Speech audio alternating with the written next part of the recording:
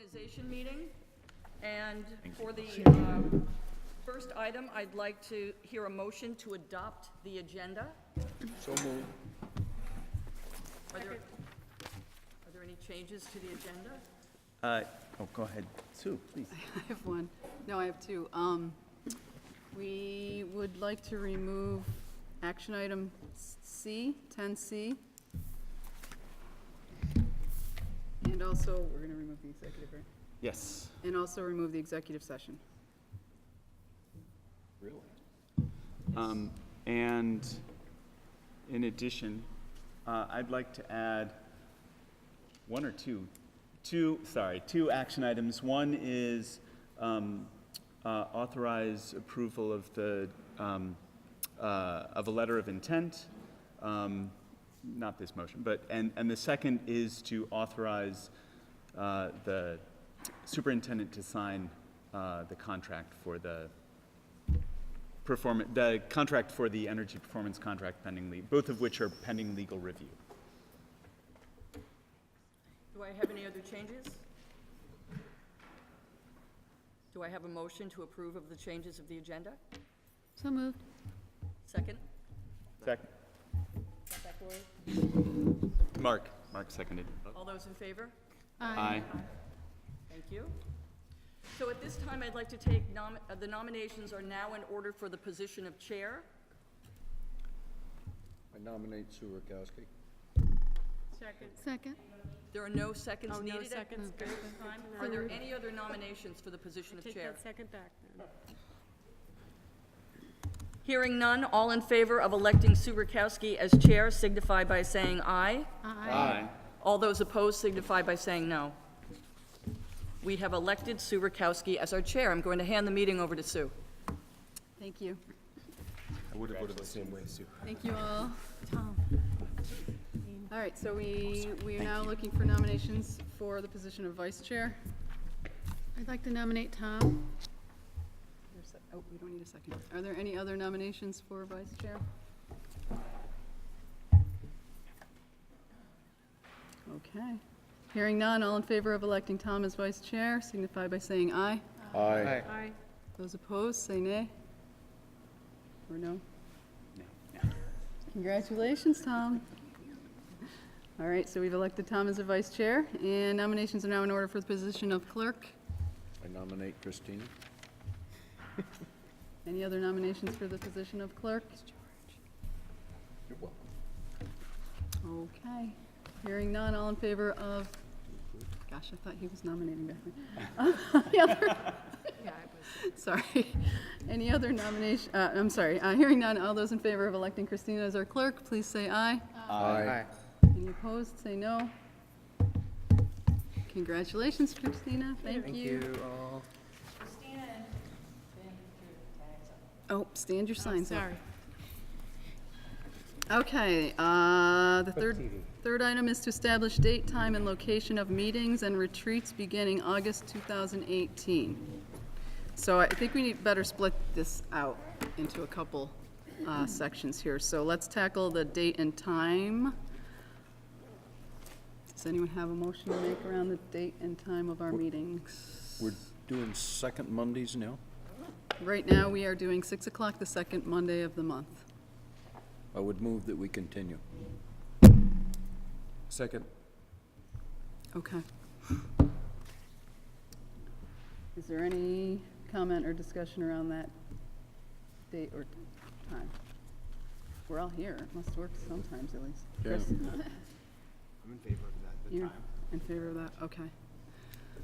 I know I'm gonna get a lot of probably groans and eye rolls, but I'm gonna just revisit the idea of potentially adding a second meeting in the month, not because I love meetings, but I know that we have really long board packets, and they can be challenging to review, and I know that there is, apparently, according to my email inbox, a desire for increased communication amongst our board, and between our board and the public.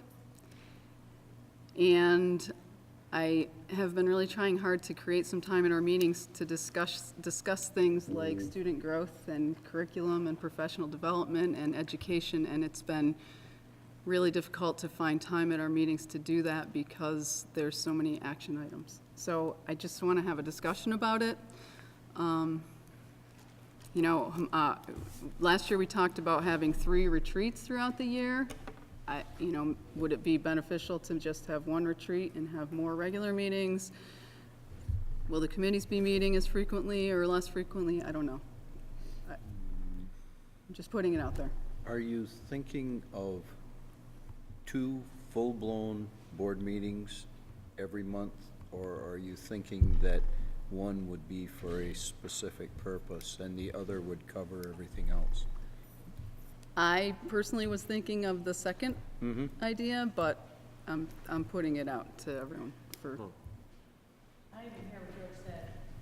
I asked if she was thinking of 2 complete, full-blown board meetings, or one that did the majority of the work and one that focused on a subject. And she thought that the second was more to her liking. That's just me.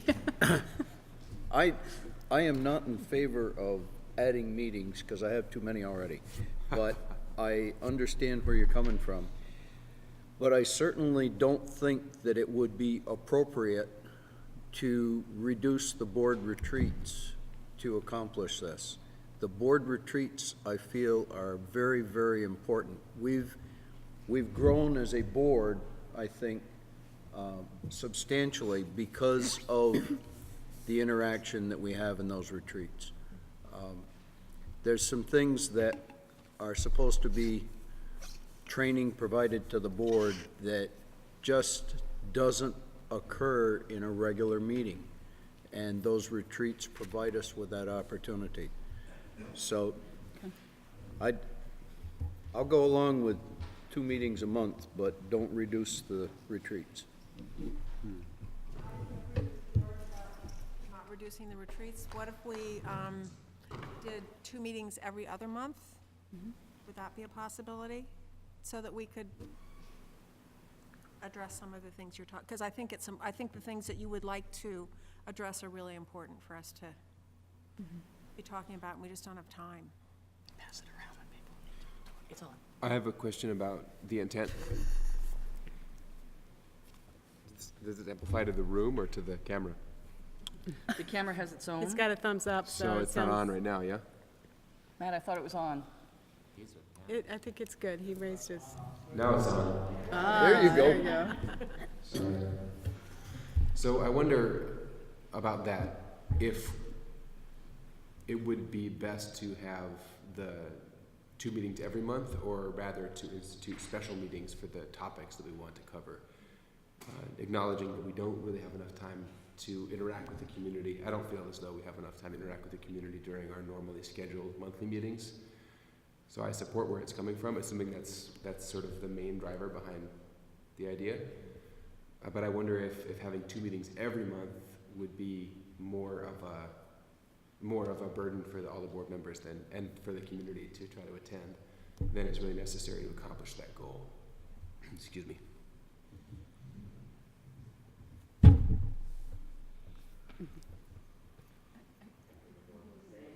It's on now, so it's really loud. So I think with having 2 a month consistently, it'll be easier to remember. That's true. I'm gonna, like, which month do I have? But it might be that we could have 4 meetings and then a retreat. So one of those meetings that we're having is just our retreat time that's already been scheduled because we're on it. We don't have to find a retreat time, which we're having trouble with right now. It just, so every 5th or 6th or 8th meeting would be a retreat. And that would be the topic of that night. I mean, we're already meeting. Thank you, Joanne. Probably just pass it around the Yeah, circle, I Joanne. think we can. Can you do that? Yeah, you don't have to run. You to run around. Kind of an expensive microphone runner. Yeah. Well, I'm not, you don't throw it. Right, so if we have 3 retreats and we're talking about potentially 2 meetings a month, January's not gonna count, because we already have 12 meetings in January. Sorry, 4. So that leaves, you know, and normally we probably wouldn't do a second one, and, I mean, I guess it would be, on an as-needed basis, we could always cancel one of them, right? Like if it was scheduled. So if we didn't want a second meeting in July, say, or even June, we could just not do those. I agree, it would be easier to remember, I think, but I don't know. Yeah, Christina?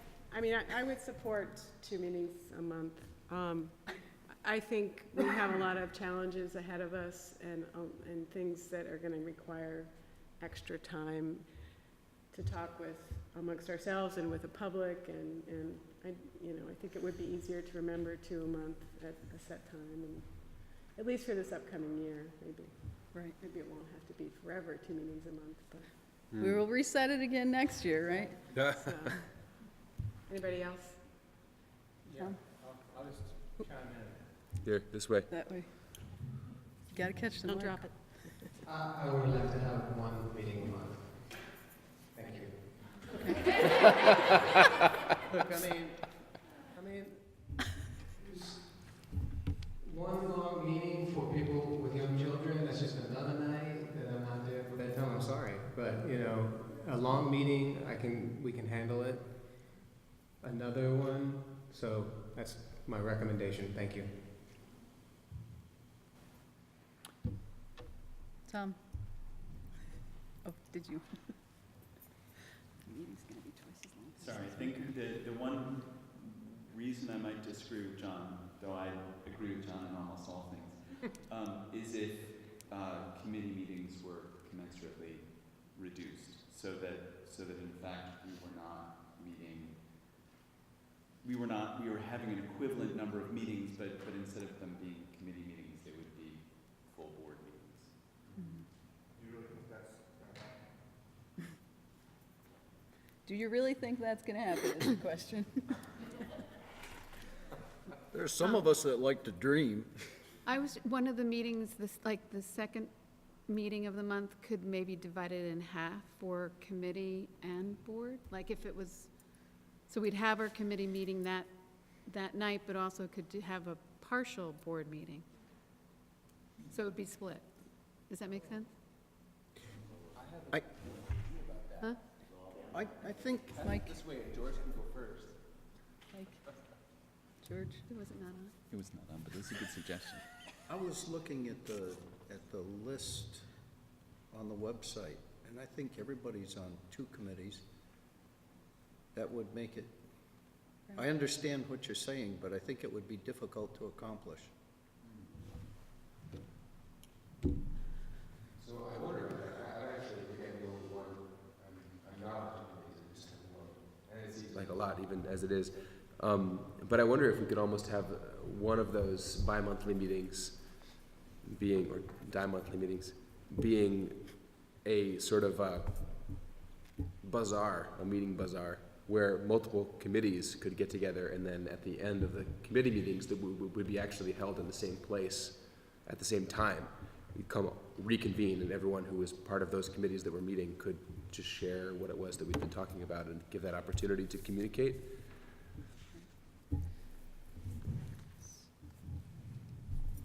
So I guess in the interest of time, which we have a lot of things on the agenda, we should just focus on establishing dates, whether it's the second Monday or the second Monday, and then additional.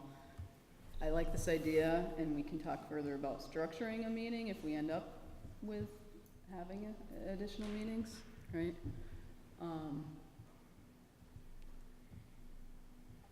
So I would just make an amendment. Okay, I would just make an amendment to the original motion, okay, that we add 1 meeting a month for 7 months, 1 additional meeting a month for 7 months over this next year. Taking into consideration all the recommendations here, we can set what those meetings actually do for us. And I would suggest it be the third Monday.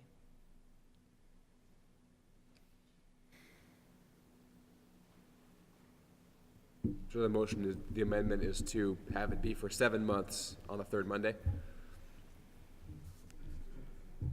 Is there a second? Second. I second. Okay. Should we take a vote on that amendment then? Okay. The second, third Monday? Second and third Mondays of the month. Second, third, yeah, the second and third. Yes. Okay. Well, for the vote on the amendment, we're voting on whether we want to add 7 meetings a year on the third Monday of the month. Right? Yes. Okay. So all in favor of adding those meetings to our calendar, say aye. Aye. We're accepting the amendment. The amendment. That's right. Yes. Yeah, it's just the amendment. Yeah, adding those third Monday meetings. To the original motion. Yes. Yeah, just for the amendment. Just for the amendment. Starting And in those April, Opposed? starting next week. Well, it, In August, yeah, unless the it's board- August. This would be for next, Okay, yeah, okay. next school year. Busy next week. I don't know how many of you said aye. And those, are there any opposed to that amendment? To that, yeah, to that amendment? Say no. No. I'm abstaining. No. No. I think you have to have a show of hands. Yeah, yeah. Wait, do we want to do the ayes? So who was in favor of that amendment? 1, 2, 3, 4, 5, 6, 7. Okay. And opposed? 3. Abstain? Oh, are you opposed now? I'm abstaining. I don't want either, any of this. He doesn't want, he's abstaining. Okay. All right, so the amendment has passed. So now we gotta vote on the. So the motion now is that our meeting, regular meeting time will be the second Monday of every month at 6? Was that part of the motion? And there will be a second meeting on 7 months, on the third Monday, Get half pay now. Starting in August. starting in August 2018. With the possibility of these maybe combined. We don't need to add that. Yeah, let's not put that as part That's of the an motion. open door. Yeah, yes. There are a lot of open doors, yes. We need All open right. doors. Does everyone know what you're voting for now? Yep. Okay, so all in favor of that amended motion, say aye. Aye. Opposed? Nay. Nay. Okay. So can we have a show of hands for aye? 2, 3, 4, 5, 6.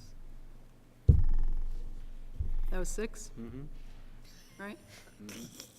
And opposed? 1, 2, 3, 4, 5. Right, because You can vote. I could vote. I'm not going to, though. Okay, so it passes then. But 6 is not a majority. Yes, it is. It is. 6 It's is a 6 to majority? 5. It's, It's not a plurality, but it still passes, right? yep. We need a majority of 7 votes, right? Right, Oh. to pass the motion. Really? Could be a long night. We already divided board. Well, I didn't vote. So I guess I Yeah. have to vote too. You're the Don't we have a tiebreaker or the majority of tiemaker, 11? depends. The pressure's on. Okay, I'm gonna vote in favor of the motion. Sorry. You don't have to be sorry. Slightly more than half of us approve. Yes. I was apologizing to those who didn't. It's okay. Okay, well, we have the We can date also and raise our time. children. Now we have the location of the meetings. Okay. Do we have a May I- motion? may Motion I- for the Oh, location? you want 'em. I would move that the meetings stay at the high school. I think we're hiding in plain sight when we try this moving around. If we're at the high school, everybody knows where we are. It's one district. I understand why we moved around the first year to include Okay, let's see if we have a everybody. second. Okay. Is there a then we can second on the discuss. motion to hold the meetings at the high school? We have a second, okay. Sorry, That's okay. all right.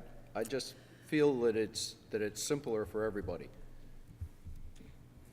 So I agree in general terms, but I think it's also really valuable to have been able to go on a regular basis to the elementary schools and hear different things going on at the elementary schools and getting, so I would people be interested, and I would then throw in an amendment if people were interested, that instead of having all of them at the high school, that once a quarter, we go around to one of the elementary schools. So generally at the high school, but once a quarter at each elementary school, so we would have one presentation about events at each elementary school So per one quarter. time at each elementary school? We have 3. Over the course of the year? It would be one meeting at each elementary school over the course of the year. Is that are you offering that as an amendment? I'm not, I will offer it as an amendment if that seems to be of interest to people. Works for me. I'm amenable to that. High school is just easier, but So I don't want to abandon the other schools, and I think that the students have enjoyed presenting to us in places. And I think it's important to note that it's easier not just for the board, it's also easier for the schools. I mean, I know that they had to cancel something here tonight to accommodate us. I know that the custodial staff is sometimes stretched in some of the schools in terms of setup and breakdown, right? This is true information.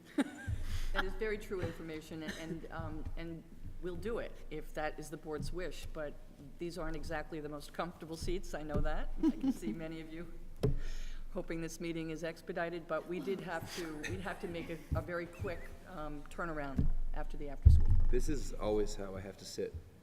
It's easy. Okay, I- so did you put that as an amendment? So I would like to make an amendment to George's motion that once a quarter, No, just say Nope. once Once a throughout the year. once throughout the year, we meet at each elementary school. I'll second your amendment. Got it. Okay. So I have a question to ask about that. Yeah, Have we I've received? abandoned Sure. the mic. Can you hear us if we Do speak do loudly? need the mic? I cannot hear like Mark, I couldn't hear a word of what No, I need to focus this way. I keep forgetting. Yeah, Okay. Finn doesn't need the mic. I don't need the mic. So Send it to Mark. sorry about Make your sure I gain face this way or for all of you. RITN over there. Sorry about that. So my question about that is if anyone has received any substantive feedback from the community about our previous practice of having met at individual schools. Initially, I was really in favor of that idea of being in constant rotation because I feel very sensitive to the concerns that consolidation of the board might remove agency from individual communities. And so I thought it was a good idea that the board continue to meet in all the communities so that we give representation opportunities to those communities and also force board members to attend those schools at some point, even if it's after hours. However, I recognize that that may have just been an idea in principle and not actually have panned out in any way. So has anyone heard from community positive feedback, negative or neutral about that practice? Because if no one has registered appreciation, negatively because people couldn't figure out where the meeting was? Yes, and that also had Okay. to do with website problems 6 months ago when there were dead links through the high school, but we've worked on those. Okay, that's good. So in that case, I guess, Heard anything? and I haven't really heard anything either. I guess we can't really solicit public comment at this point? No, we should We vote. can't. So, We should vote. all right, so no feedback. And unless anyone else has a burning comment, I will call a vote on the amendment. to hold a meeting once per year at each elementary school. All in favor of that amendment, say aye. Aye. Any opposed? Okay, so we can vote on the full motion, which is to hold meetings primarily at the high school, but visit each elementary school once throughout the year. All in favor, say aye. Aye. Aye. Any opposed? Okay. This also says retreats. I think you included that in the 7 meetings, didn't you? It was mentioned, but not in the vote, right? I move that we have a retreat 3 times a year in July, August, in October, November, and in March, April, in order to facilitate longer discussion than can otherwise be accommodated at a normal meeting. Second that. The second Monday, or the third Monday, so that we don't have to deal with Survey Monkey and, or, you know, trying to figure out times. I think we can, because we can always change it if people can't make it, right? Then we don't have to deal with that. So are you offering an amendment? So I was just trying to maybe add on to Tom's. Or maybe I should do, we don't need it, and I should just withdraw my amendment, my motion. Oh, Just add to it. It hasn't been seconded yet, has it? oh, It's been, actually, you're right. I second. It has been seconded, Oh. but actually, we already have those meetings, so Yeah. maybe we don't need it. So if you want to withdraw the motion, I will withdraw the second. I'll withdraw the motion. Oh, Okay.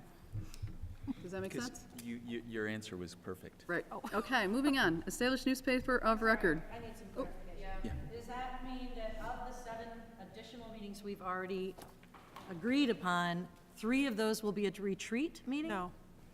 Is that Yes. what you mean? Oh, Yeah, I think That's so. what you said. Oh, we do. Oh, okay. Sorry.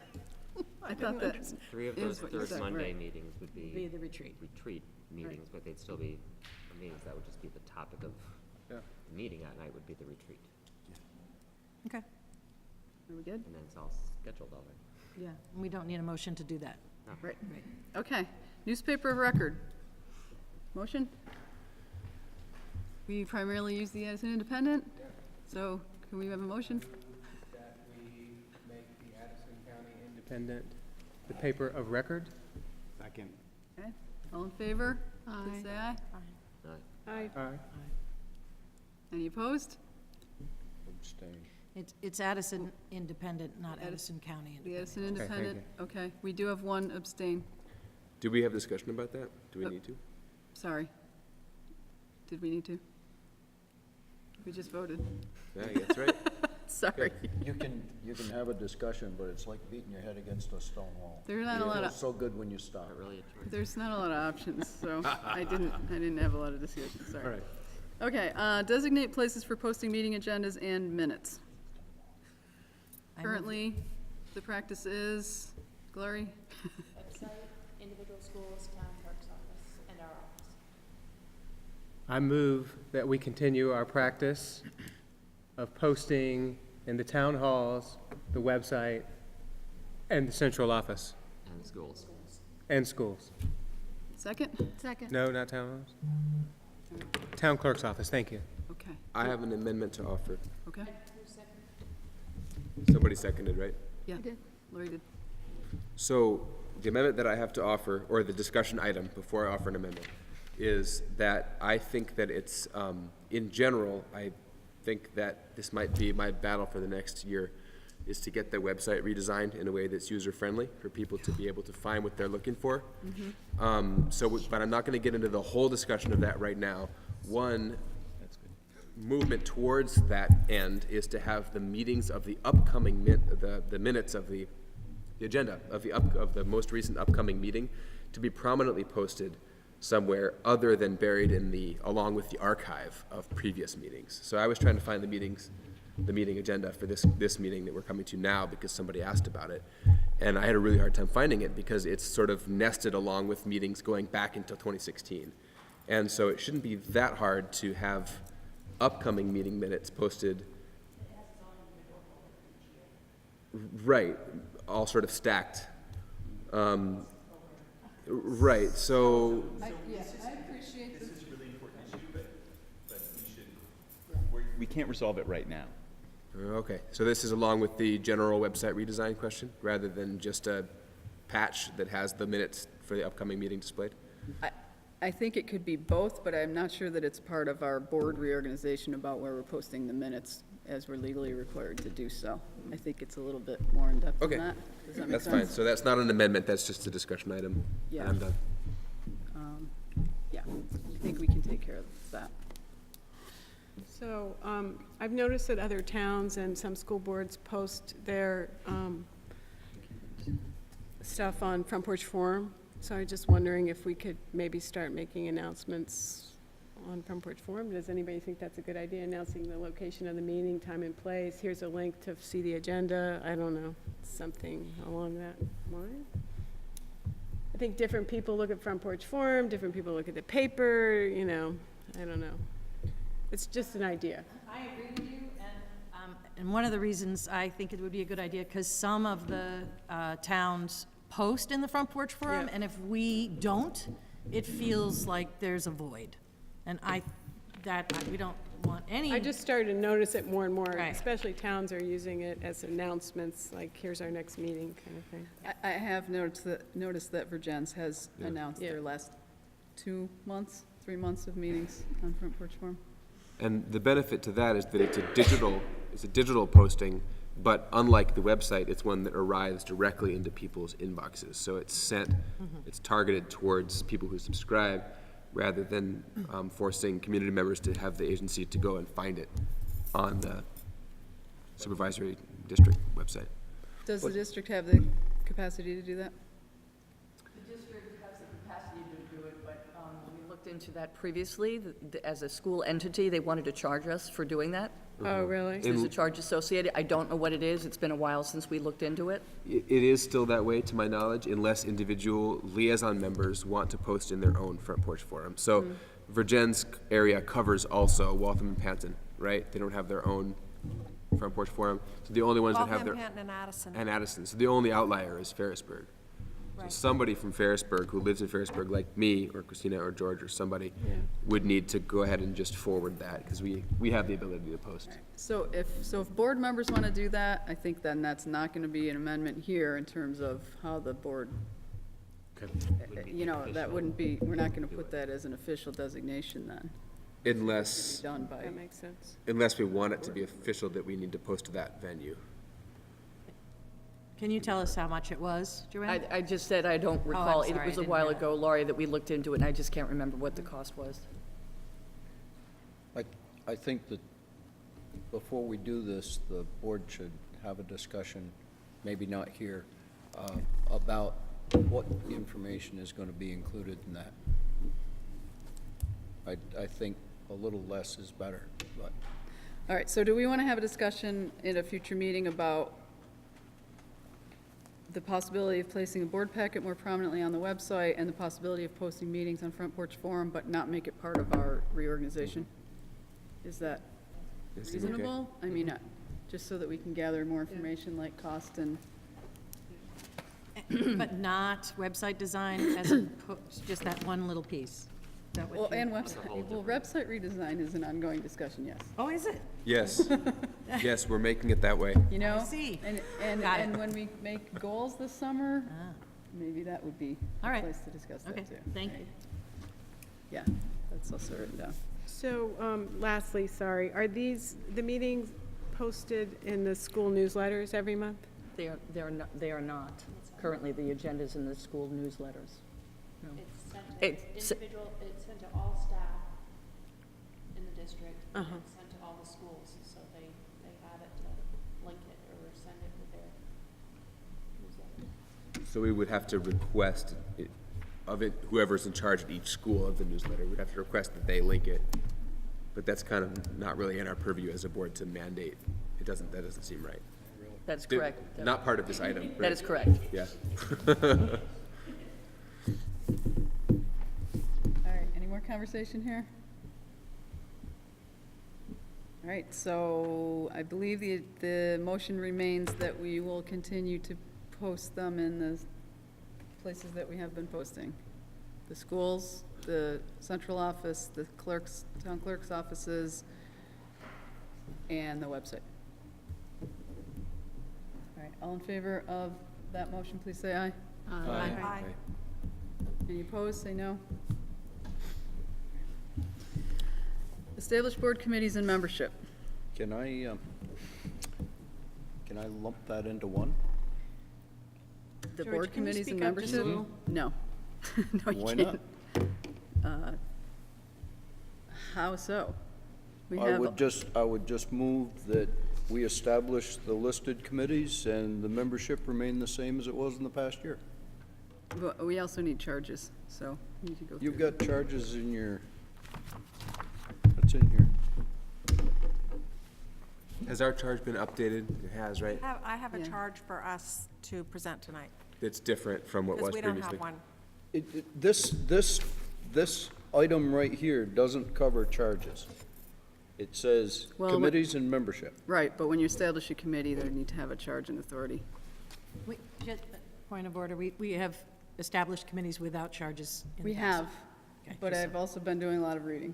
Ah, yes, okay, there you go. Well, book learning. I know, those books. Yeah, so I think we should have our committees with charges and authorities. The charges are listed here. I mean, if you get farther down in the. But if you want to in your make a packet- motion and then people have amendments, I mean, That gets tricky. it does. I know for C. we're Hey, gonna guys, could I just Yeah. remind everyone to speak up I loudly? know for at least one of the committees, we're gonna have a request for at least one more member. So True.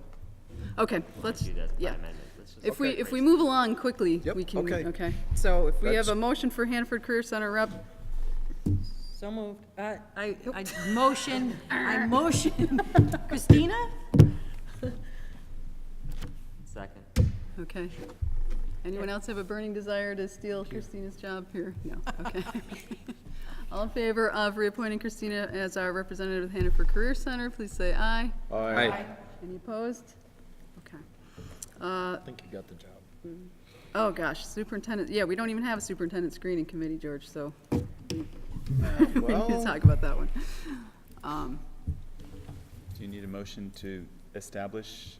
I move that we establish a committee of the board to, No.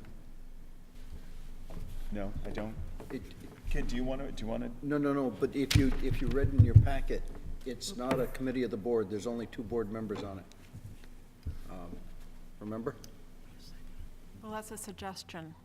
That's a That's suggestion. past practice, am I correct? Yeah, We could change that. we could, but I don't think that's Tom's intent. Right. I move that, excuse me, I move that we establish a committee of the board in order to screen, in order to screen applications, in order to hire a new superintendent. Second. Okay, so we need to talk about membership and charge and authority of that committee. So I'm sorry, I'm pulling up the document that Bob sent me, if I can find it. Not that one. That everybody received. Titled Superintendent Candidate Screening Committee Charge. Right? And yes, it had a recommended makeup for the committee, and it has a charge on there, which I can read. The SD full board charges the superintendent candidate screening committee with the authority to guide the initial superintendent screening process. This process shall start following the receipt of the Secretary of Education's permission to begin the search process and shall conclude with recommending finalist candidates to the full board. The screening committee shall work with the VSBA consultant to complete the screening process. The screening committee shall strive to present up to 3 licensable candidates to the full board that meet the search criteria established by the board. The screening committee shall provide information on the finalist candidates' experience, specific skills, and related background details to the board following completion of the initial screening process, but shall not rank order the candidate list. The full board retains authority to hire the new superintendent. So we haven't really discussed this yet. We have time later in the meeting to discuss this. So I don't know if we want to establish this committee now, or if we want to table this decision until we discuss the process in more detail. I would suggest that we table it until after we discuss it. Finn? Can we be assured that we will have a committee established before the end of this meeting? Like it's tabled till later in this meeting, or tabled to a different meeting? Later in this meeting.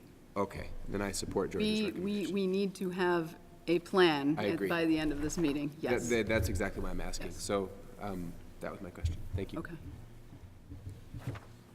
Table it? So all in favor of tabling this motion to establish the screening committee, please say aye. Aye. Any opposed? Okay. All right, the next one on is negotiations. Motion? Move to establish a negotiations. Yeah. Move to establish a negotiations committee to handle support staff and teachers for the later this year. And bring the recommended contract to the full board for Discussion. and approval. ratification. Second. Okay. Members? Have to? No. This committee, we learned through the process this past year that this committee really should have we really need to have 4 members on, a minimum of 4 members on this committee. Is there one more person who would love to jump into the fray? Finn, Yes. are you volunteering to be on the committee? Yes, I am. Okay. George? Good for you, Finn. Yes. I'm with you. Mark? Anyone else? All right, so, Going once. Maybe you should make a short statement to tell people why it is we're doing that, doing what? Oh, adding a member. So that you could have me, George. yeah, I think it will just operate better if we have 4 people. Okay, so all in favor of establishing a negotiation committee with those 4 people and the charge as Mark stated?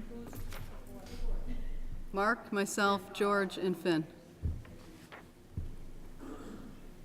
Please say aye. Aye. Any opposed? Okay, Finance Committee. Is there a motion? Do we need a Finance Committee? I'll move that we create a finance committee. Second?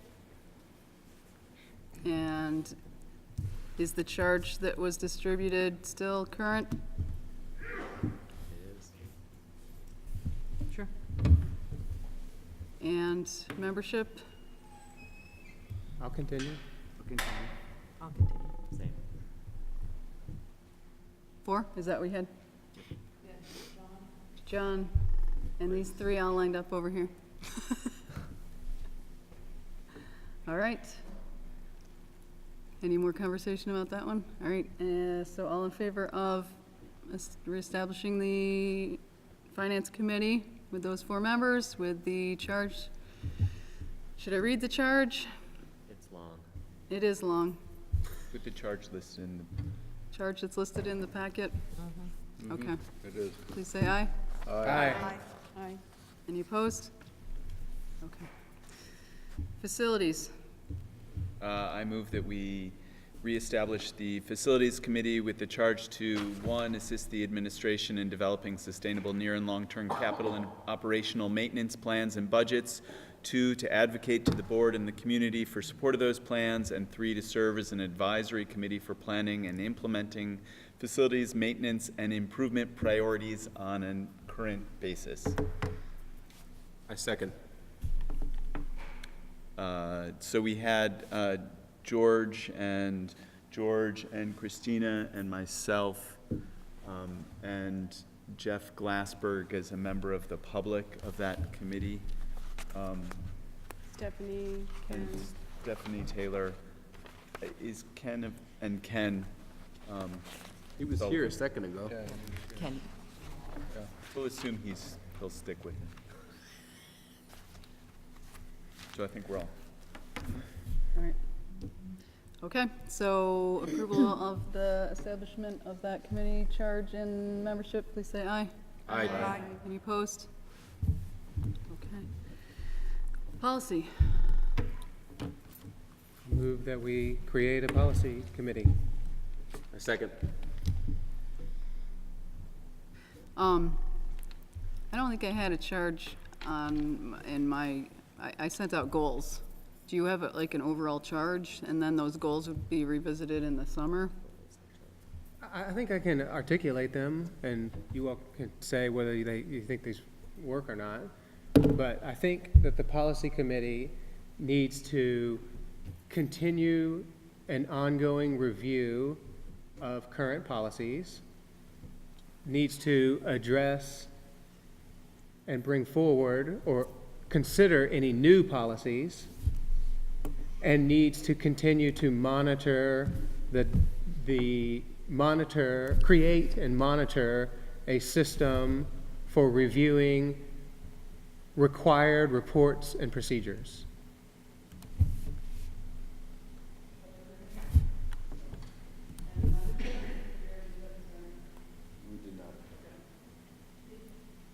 Go ahead.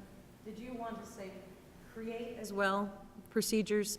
Um, I mean, because I don't know that we have procedures, and maybe that's wordsmithing, but, How Wait, about just monitor? Yeah, the policy committee doesn't create the procedures. no, but they right. monitor the creation Oh, of, oh. is what I'm Monitor the saying. creation of. Because that, I mean, if the administration isn't creating the procedures, the committee doesn't have any way of saying, hey, dude, we need to get this done, whatever.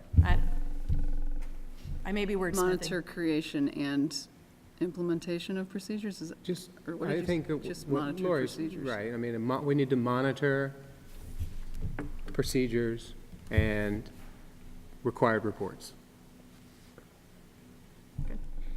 I'll defer. All right, anything else? So the committee membership, John, myself, Lori, and George. And you're all happily staying? Awesome, okay. All right, all in favor of reestablishing this committee with that charge and membership, please say aye. Aye. Any opposed? All right. And community engagement. All right. I move that we establish a community engagement committee. A second. So we did receive information in our packet, which now I'm trying to pull up here. That included a charge, a proposed charge. In our packet is the Addison Northwest Community Engagement Plan that was created out of the 3 workshops with Sue McCormick. And partway down on the second page, the charge reads, "The Community Engagement Committee is a subcommittee of the Addison Northwest School District Board that engages the communities in topics of interest, promotes collaboration between the schools and the communities, and gives students voice and leadership opportunities."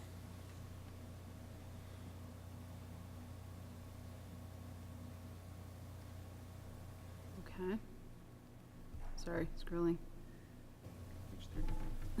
34, thanks. Okay, so that's the charge. Okay.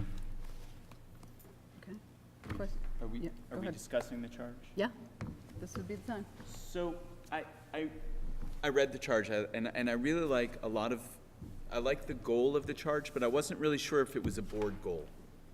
And so, and what I mean by that is, it seems to me that the primary goal of the Community Engagement Committee and I could be wrong about this, because or we can disagree, but is to facilitate the communication between the board and the community as a whole. And that when I looked at your, suggested topics for engagement, most of those, almost all of those, like, yes, I really want to have more information about what the community as a whole thinks about these things. I wasn't sure about all of them. So, for example, like the changes in curriculum and instruction, I wasn't sure if that was a board responsibility, because.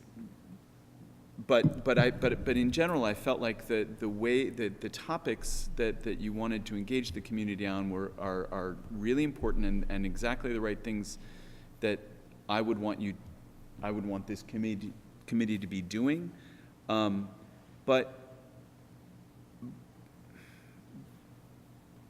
it seemed to me that if we go back to the thing that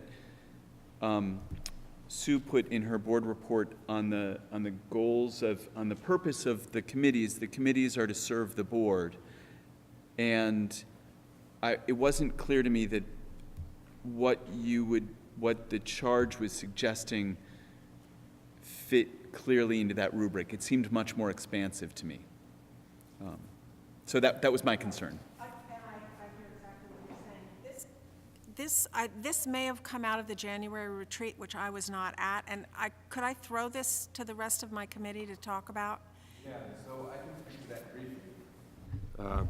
Believe it or not, that these charge items, particularly the discussion items, are data-driven. We've done a tremendous amount of qualitative data collection from the community and from school employees and staff and teachers, and also from members of the community who have children in the school and those who don't. And the things that rose to the top of people's community members' feedback were the things that ended up becoming these discussion items. So, Or part of the charge. part of the charge, right? So these, thank you. So these things are things that are perhaps the reason that they seem more expansive than the board's charge is that they are organically derived. They're coming from outside of the board, not from within. So. Right, so I think that's the question, is that the committee should be doing work that's coming from the board.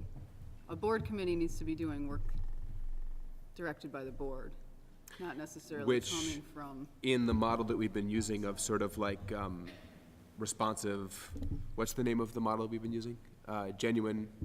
Oh, authentic community engagement. Authentic engagement, that it's actually bi-directional, by design.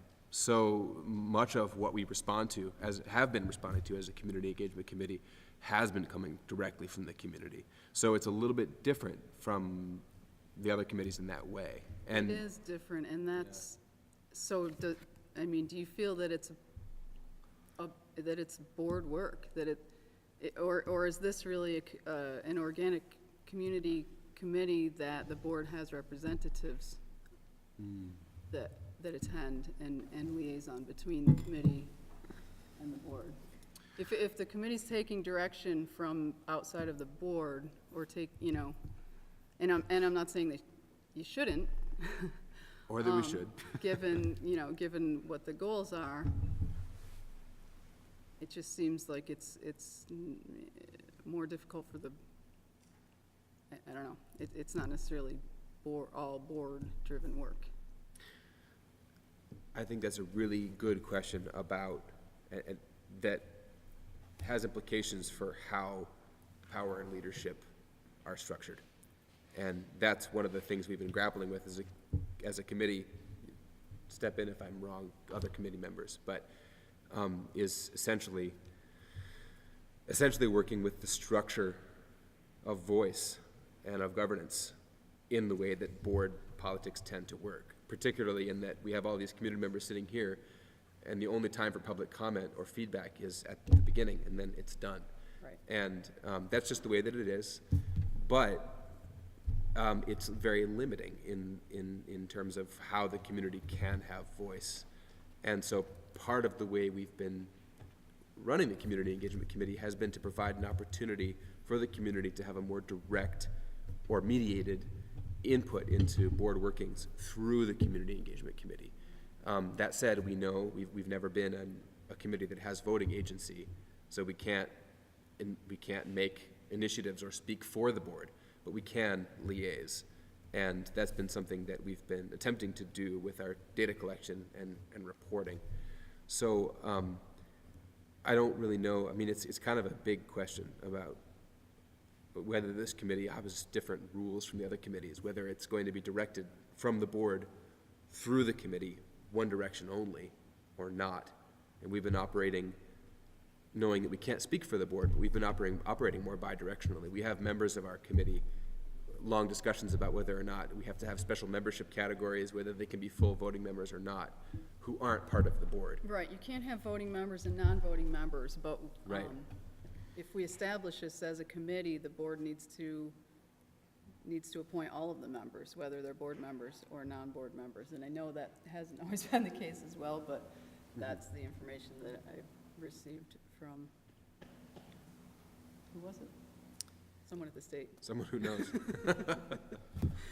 So that's all I have to say about that, just on background about why Yeah, we I mean, operate the way our we do. committee's group really have different in more- that, Hold on, Christina. well, we have a lot of different members on our, or we have had over the past year.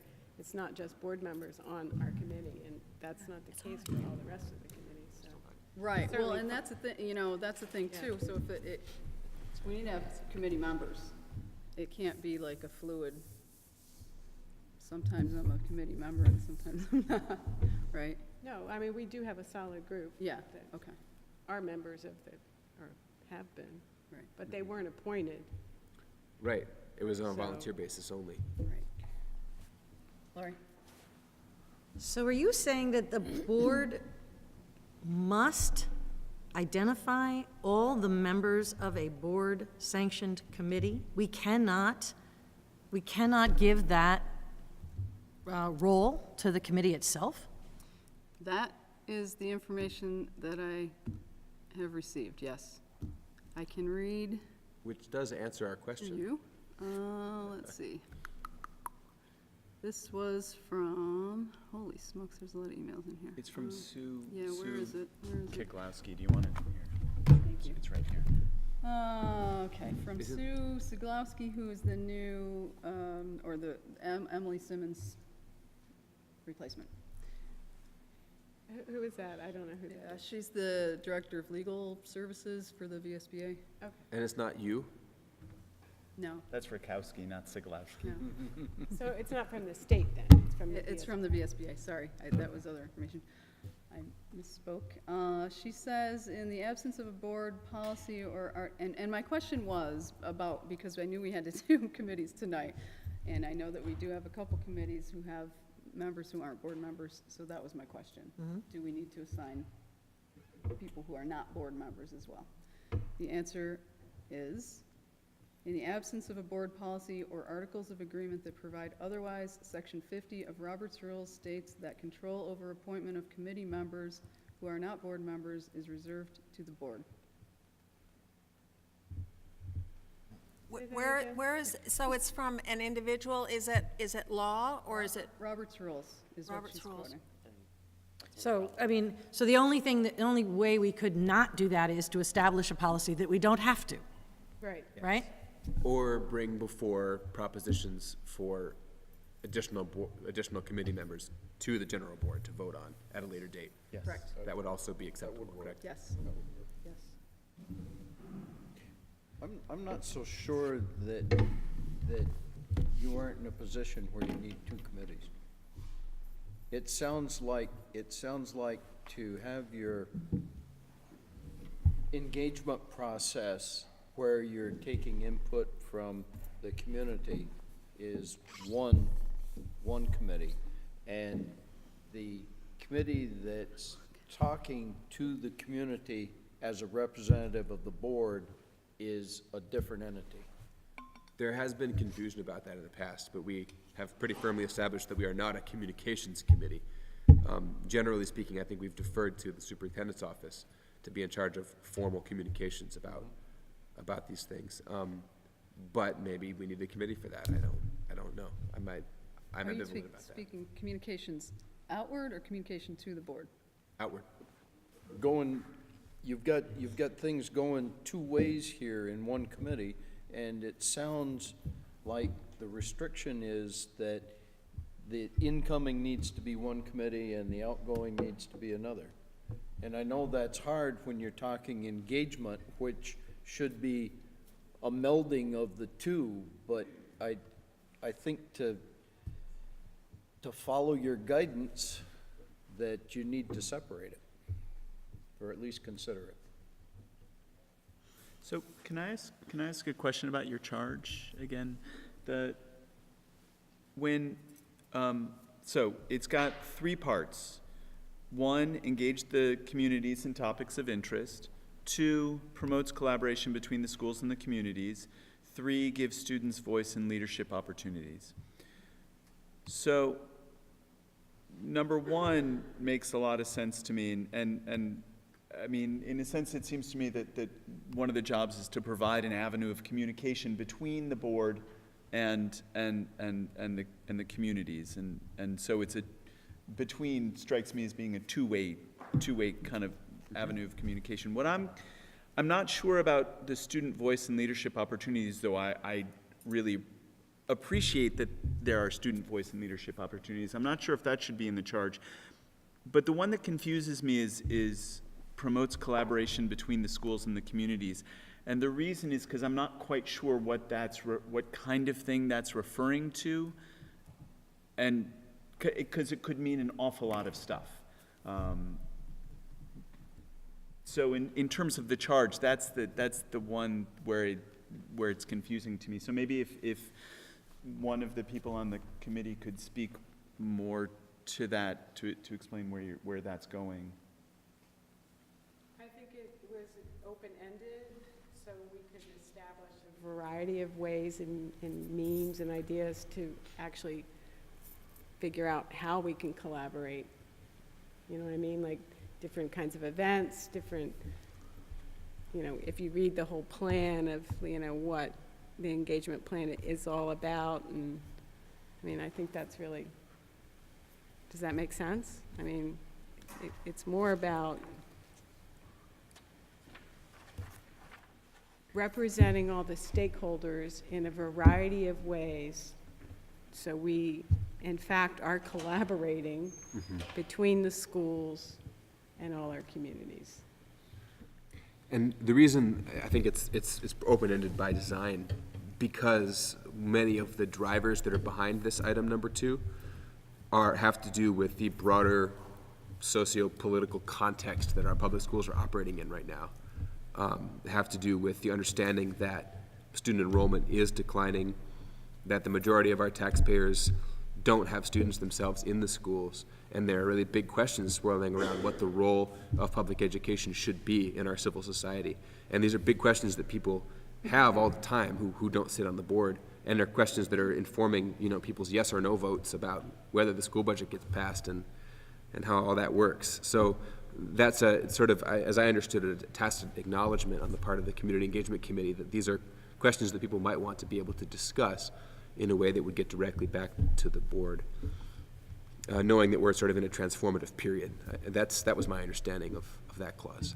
So open-ended because we can't prescribe what form that type of collaboration, that type of recommended collaboration between communities and schools might take. Why not just say between the board and the community there instead, and take the word schools out? Because it's this relationship. We're looking as a board to get public input on our policies and our budget. Right. That's a good point. We govern through budgets and policy, and we need the public's input. We need you and your help and this committee to create and maintain a mutual exchange, a dynamic process. That is as open-ended as you need, and that's in our policies, A23. Just use our policy and let that lead you along. That is assuming that we're all sold on the policy governance model, Well, which not all of us are. no, we govern through policy. There's no other That's- way around that. What?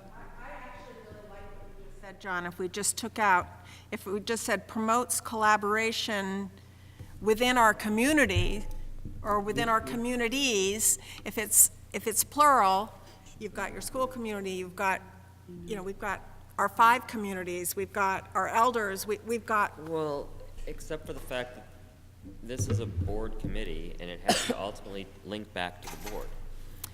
and. So you can, I agree with Tom, where this group needs to exist. But I don't know if a lot of the charges that you're talking about are board to community group. When you're talking about schools to communities, that's a level of detail that's further from us. We can't tell the schools how to engage with communities. We can, like John was just saying, we have very specific things that we can do, and that's really all we do. And if we try and broaden it out, then we're blowing what the board's charge is. Except that the state requires us to have a community engagement committee. There have been No, they conferences. What? There's no requirement to have a community engagement committee. There's The a requirement community- that we, When our very first board retreat with Nicole Mace, she directed us to set up a community engagement committee. well, there's no mandate from the state. I mean, Well, the School Board Association. Okay. I'm sorry, but I think that we've gone way far afield here.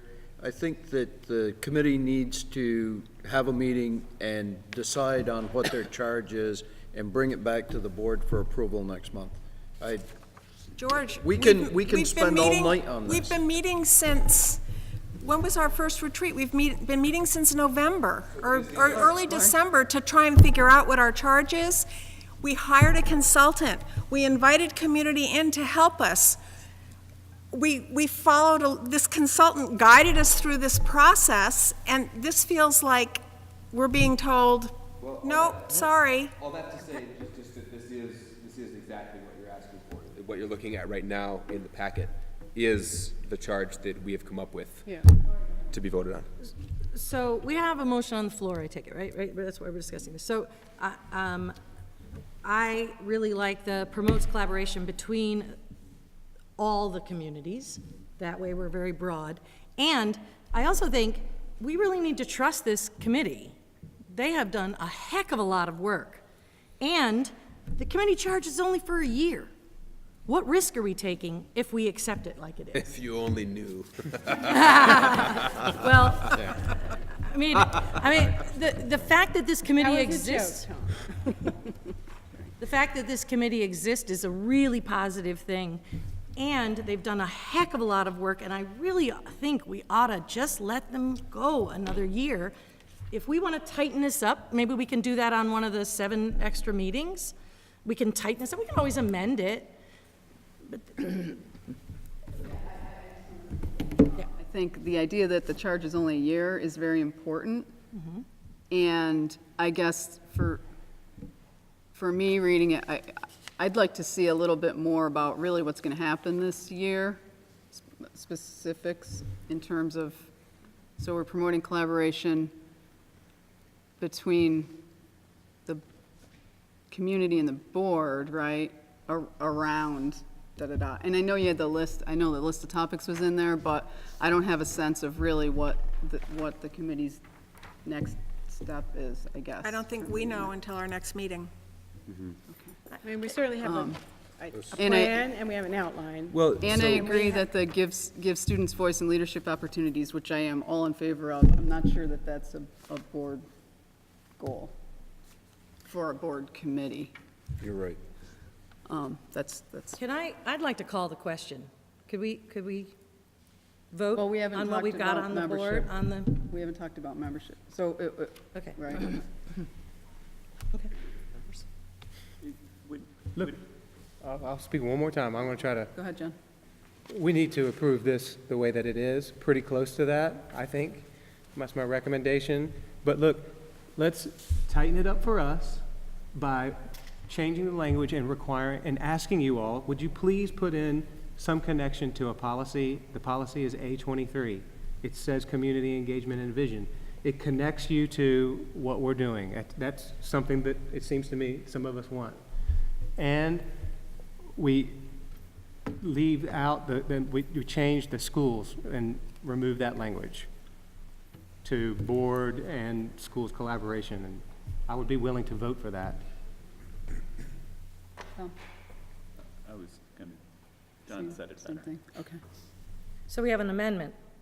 We have a proposed amendment. Yeah, I just proposed 2 amendments. Remove the language of schools.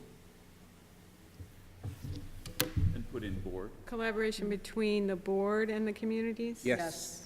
And take out. Make reference at the very top that this Within the committee charge. will achieve board policy A23. What's the board policy again? A23. It's our community engagement 23. policy. Do you have that pulled up right there? It's right there. Or is following the policy. It's a good policy. Can I read It's it out? helpful. Can I read it out loud to you right now? I mean, I don't need You to know. read it. I Does know it. anybody need to review it? We've already reviewed it. Just put it in, Finn? Will you put it in the policy where John wants it to go? So the amendment is that the charge reference the policy and change the word schools to board. It's fine with me. And what about the give students voice and leadership I'm okay. opportunities? I'm not amending that. Okay. Figure out what happens, Virginia. Yeah, I mean, it's only a Okay. year. All in favor of the amendment that John just stated, say aye. Aye. Any opposed? Nay. We have 1 opposed. But the amendment passes. Any more discussion on the charge before we move on to membership? Did you talk about who's on the committee? Membership, that's what I just said. Okay, sorry. Any more discussion on the charge before we move on to membership? Okay, so members, for membership of the Community Engagement Committee?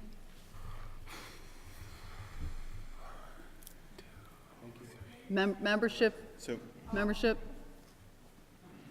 Do you want Okay, to know so, who the outside members are? right, so these 5 board members and Let's see. Beth? Beth Brody, Travis, Catherine Wyckoff, who is a student, Casey Spear, Judy Elson, those are 2 teachers. Am I forgetting anybody? Megan Tart is another Megan student. Tart, yeah. And if you miss Another something, just- student. Is that 12? Chris, And Richard? No? Christine. What about, is Richard on it? He said he would come next week, Richard these are- Moran? Richard Moran. So 13 voting members? That's something that we I hadn't, mean, we don't haven't ever vote. taken a vote on anything. We're not It's authorized all to vote. consensus. No, you vote within your committee, you make decisions and you vote on them. That's good. We've And always, then we've sort of operated on a The committee- consensus basis, The committee right? decisions have come back to the full board. Yeah, okay. We don't, Except for that one word. yeah, there was only one time that we've had to vote on anything, and it was because of me. Okay.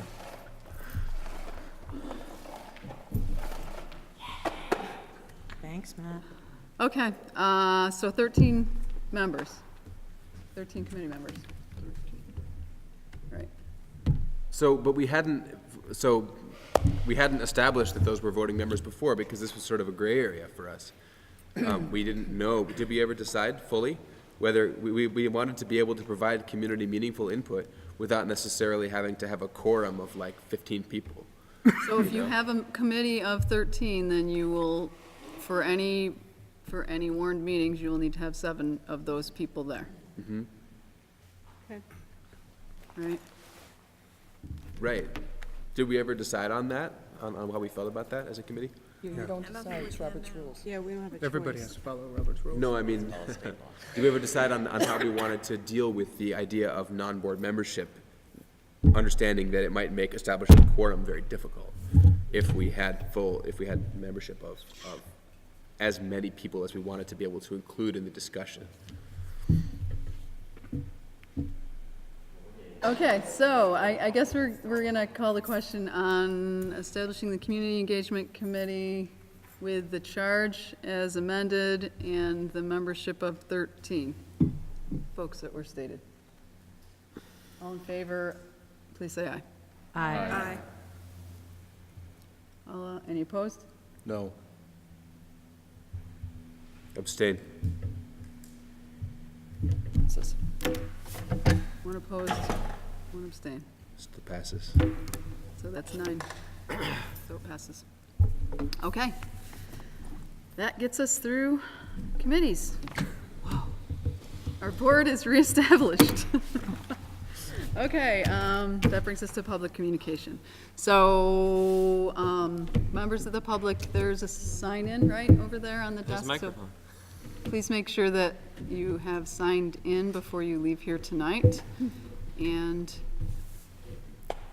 do we have public comment? Yes. Okay, and can you please introduce yourself and your town? 55 minutes. I know, I'm sorry. I know you guys have a long night ahead of you, and it's been a long couple of weeks, so my intention is not to be redundant. However, I'm hoping that all of you, or most of you, have a petition in your inbox and your email that is coming from Addison voters that is speaking still to the same level of frustration about the staffing cuts that are going to be taking place supposedly next year at the Addison Central School.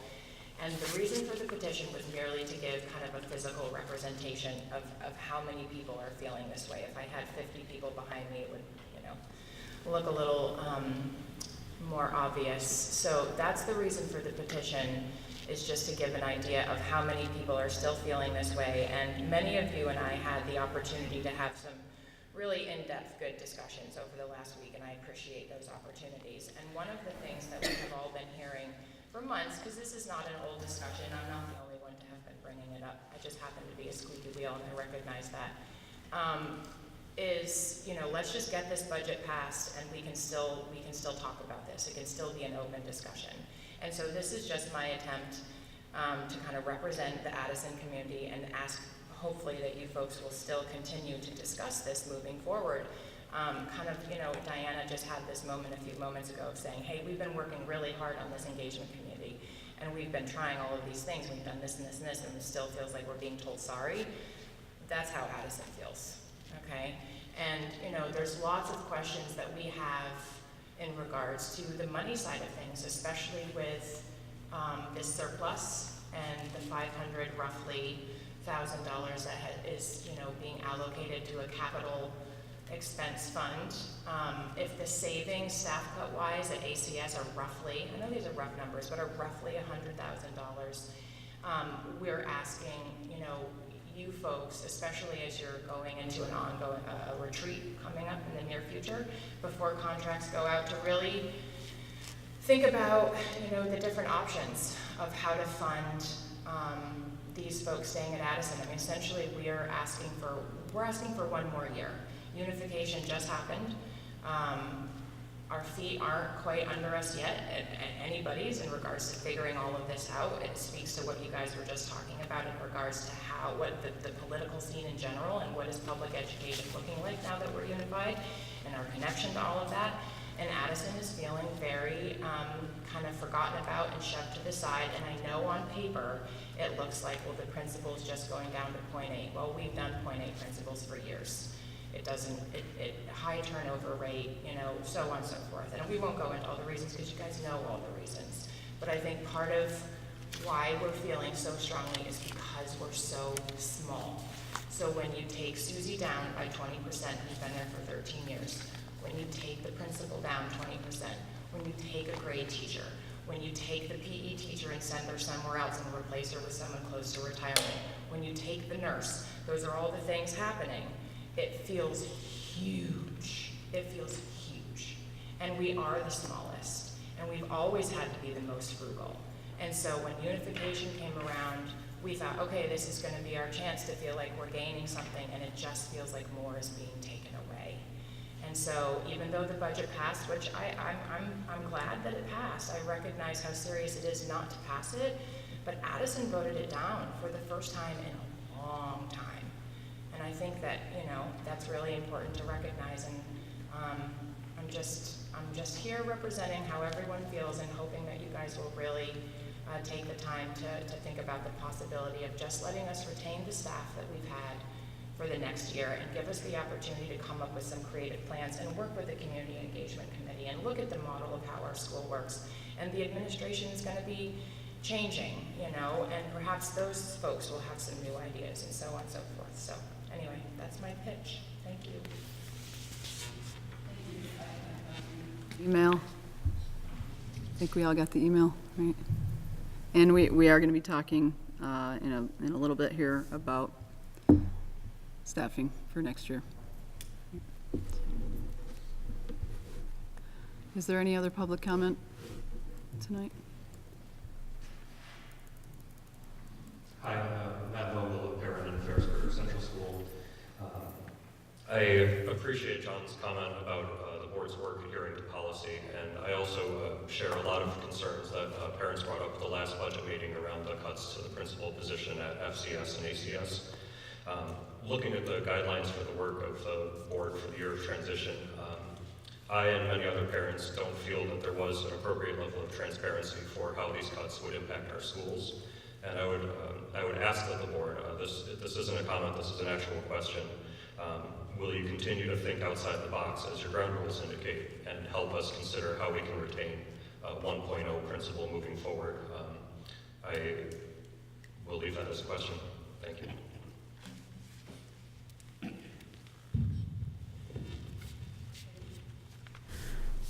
So as I said, we are going to have a conversation on staffing.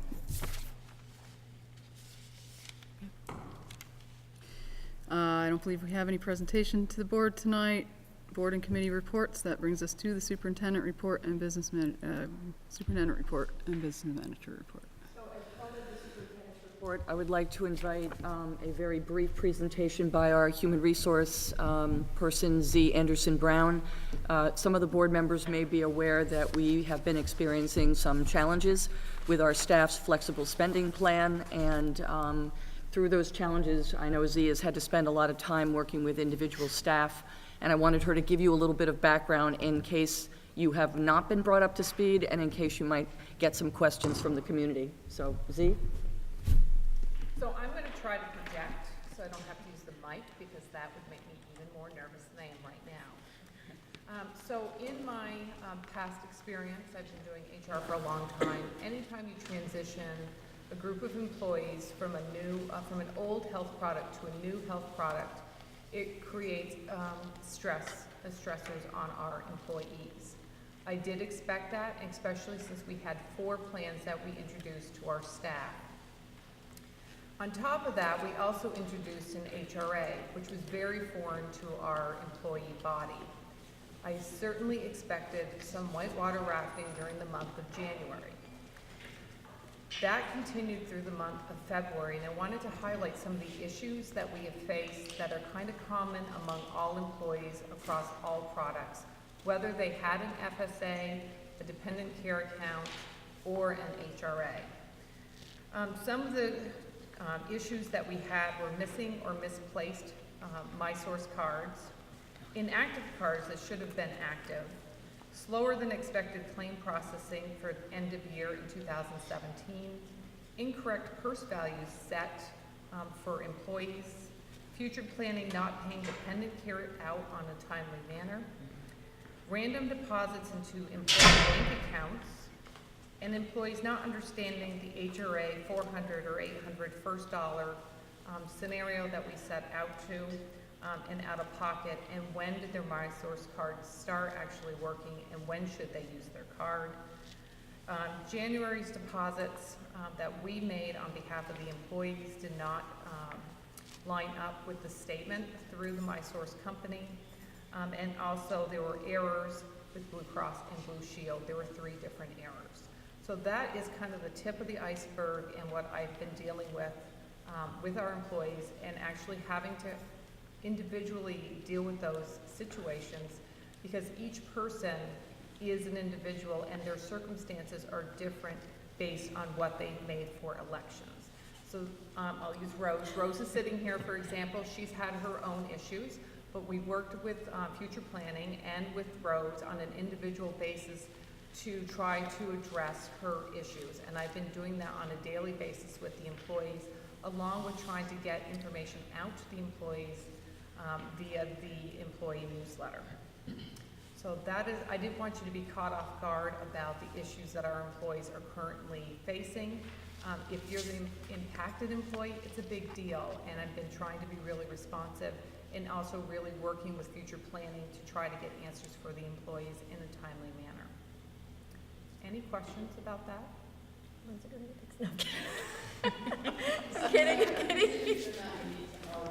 They are not unique to our district, and actually, because we were set up with future planning last year through our 125 plan, we were ahead of the curve because we didn't have to introduce this product totally new to our employees.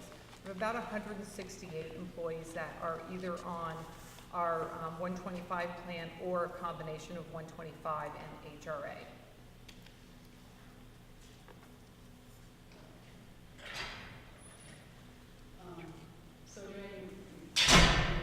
Did you, are you, is that, okay. More Done? information. Okay. I'm happy to take questions. You referenced the school choice policy. Has there been any additional requests? No, not other than the three requests at this time. I have no additional. Oh, we do have, oh, I'm sorry, I didn't know that. Oh, one more, okay, okay. And what are the requests?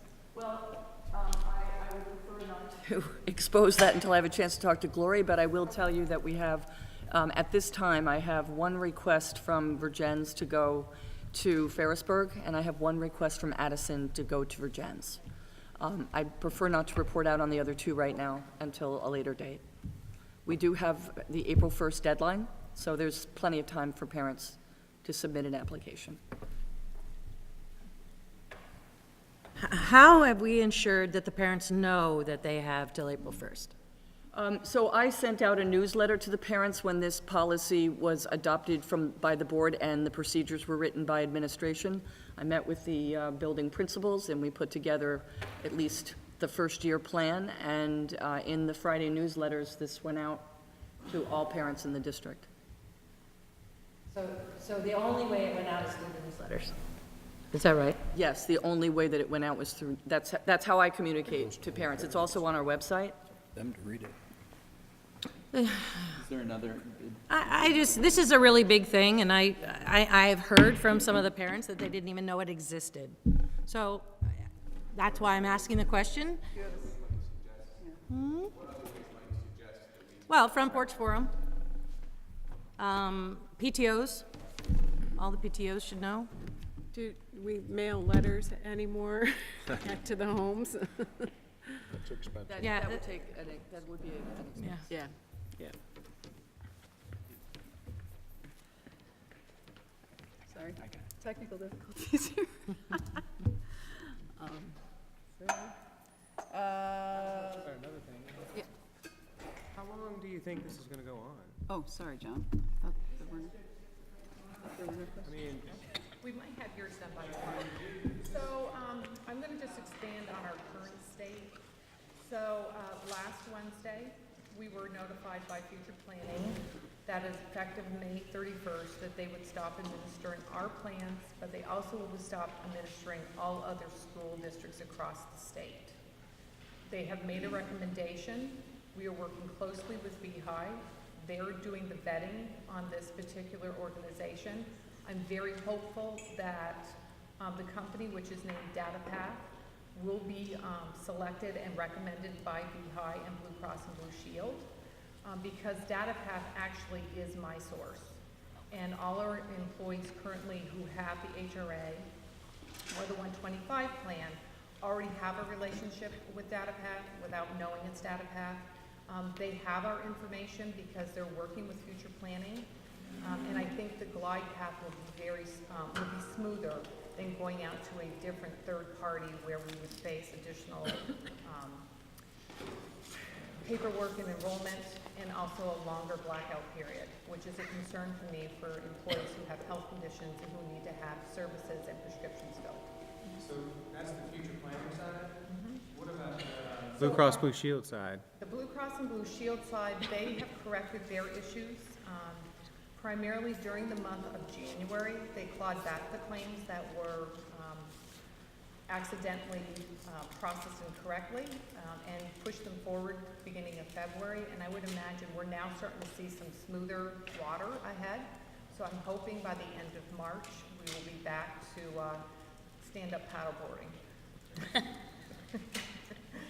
So. Do you know why future planning isn't doing this anymore?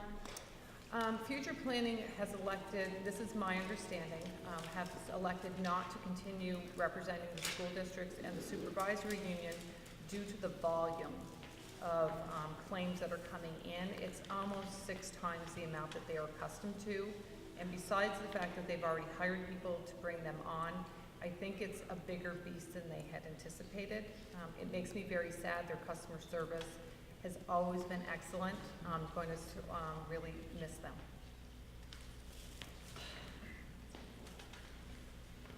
Sorry, I actually thought there were questions. Oh, are there any more questions? Sorry. Okay. Okay. So other areas of the superintendent report? Oh, go ahead. I know.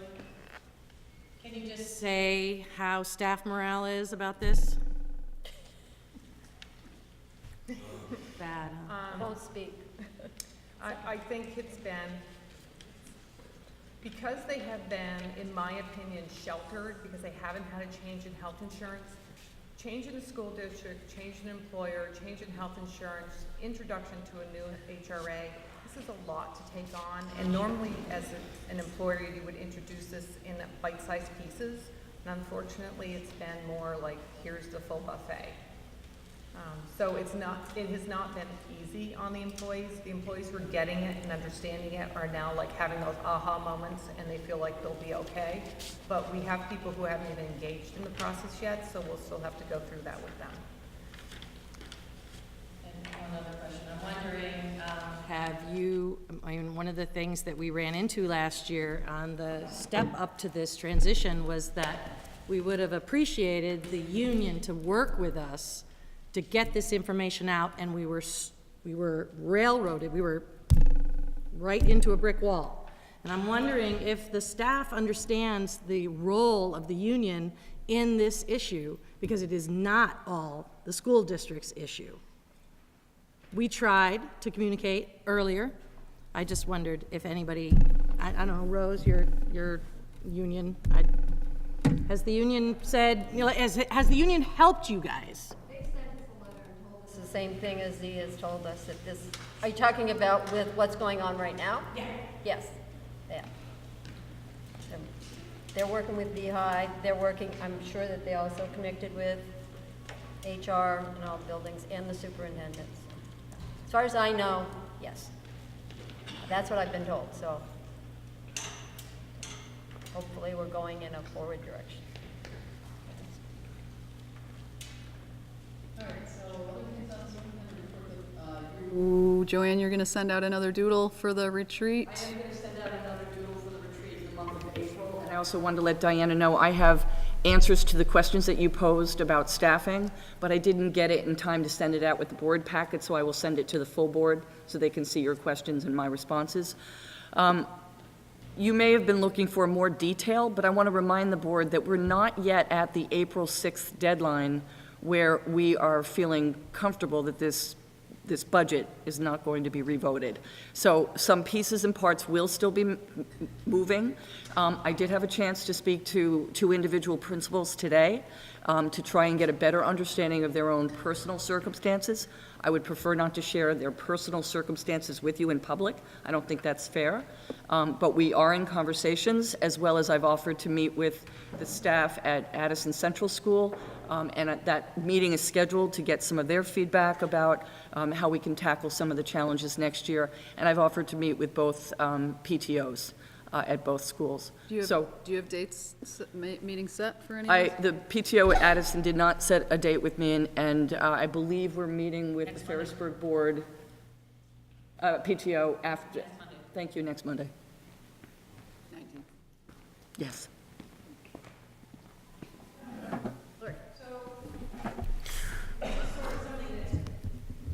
we've been dealing with, you just said that Diana sent you a bunch of questions and you're gonna send the responses to all the whole board, but that's a public document. Can we make sure?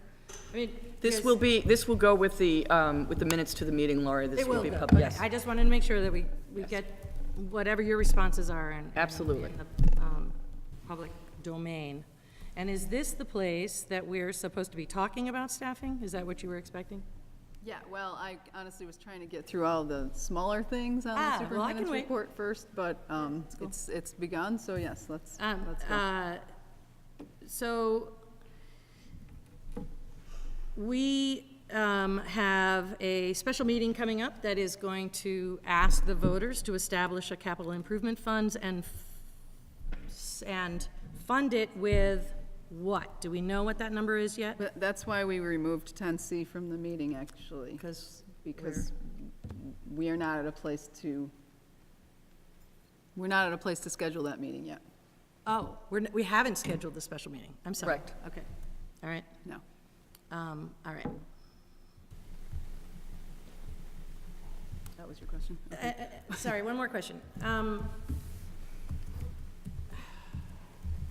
Is it my understanding that contracts go out, must be out by April 15th? Is that what it is? So they go out April 1st? No. Wait, Sorry. they go out, sorry, that, I was hoping it would be the 1st, but we never got that changed, so it's the 15th, and it comes back to the 30th. Right. Okay. Out on the 15th. And those contracts, that's set in stone, so any changes in, anything that we're going to be doing will be set in stone on April 15th, is that, assuming that the people are going to be signing the contracts. Is that a true statement? Administrators do not have that same timeline as the teachers. Oh. And neither does the support staff, thank you.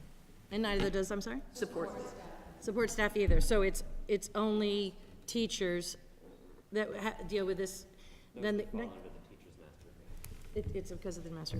And then that, and do those contracts connect the teacher with a building? No. They say, this is, you'll be teach, They are all Addison Northwest School District employees, and we do indicate, according to their license, like elementary ed, secondary English. So a teacher will get a contract that says you're being hired in secondary English, for secondary English, and that teacher will expect that they will be teaching that, but they don't have any other expectation necessarily. It's not contractual, let's put it that way. It's not in the contract. Thank you. More relevant for the elementary schools than the high school. Yes. Okay. Can I follow up Yeah, on, just on absolutely. in previous years, was the building specified in the contract? So was it last year, or is this the first year that it's not specified in the contract? We were a union before, so Oh, we Everybody had a different indicated contract. tentative. Yes. It's tentative, right, Mark? Yeah, I was I'm just trying to pulling pull it up the up right now. contract, but it's tentative building location, I believe, listed in the contract. Do you still have it pulled up from earlier, Mark? that's what I was just looking for. I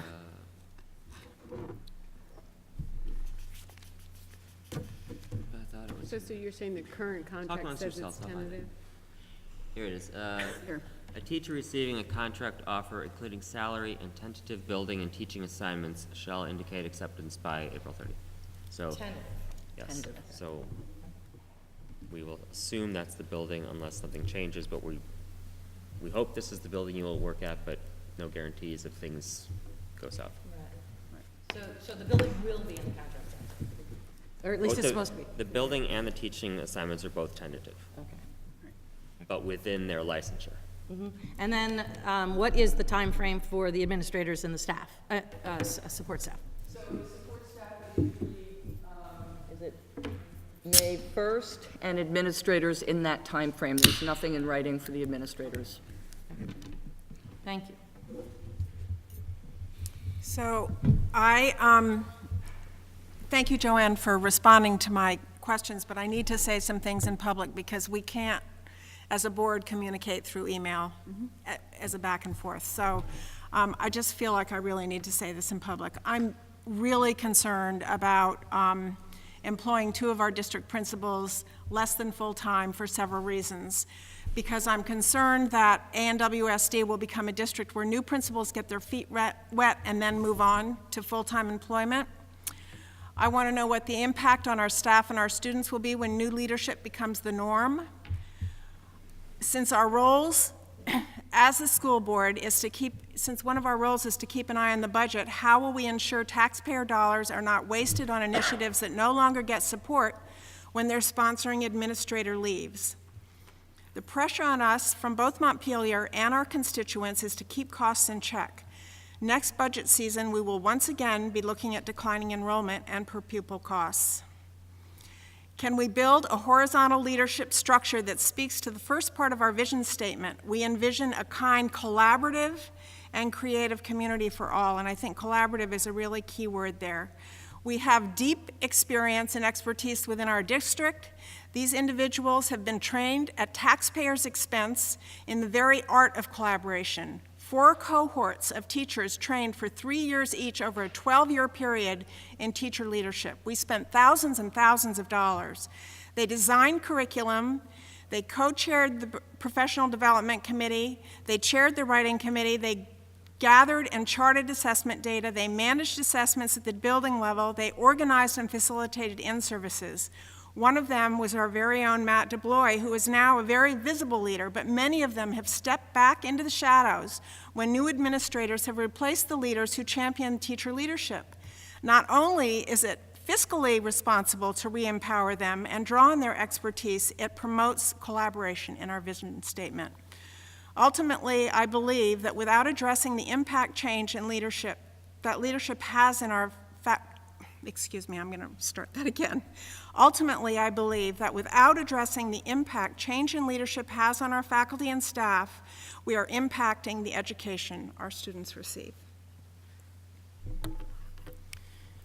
So.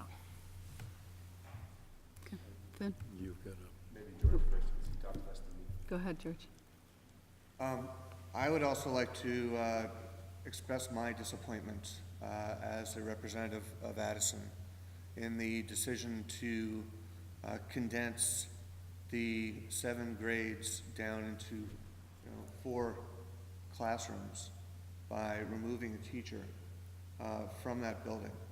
And that was a decision made without any input from the board, as far as I can tell, and without any prior advance warning from the superintendents, to me anyway.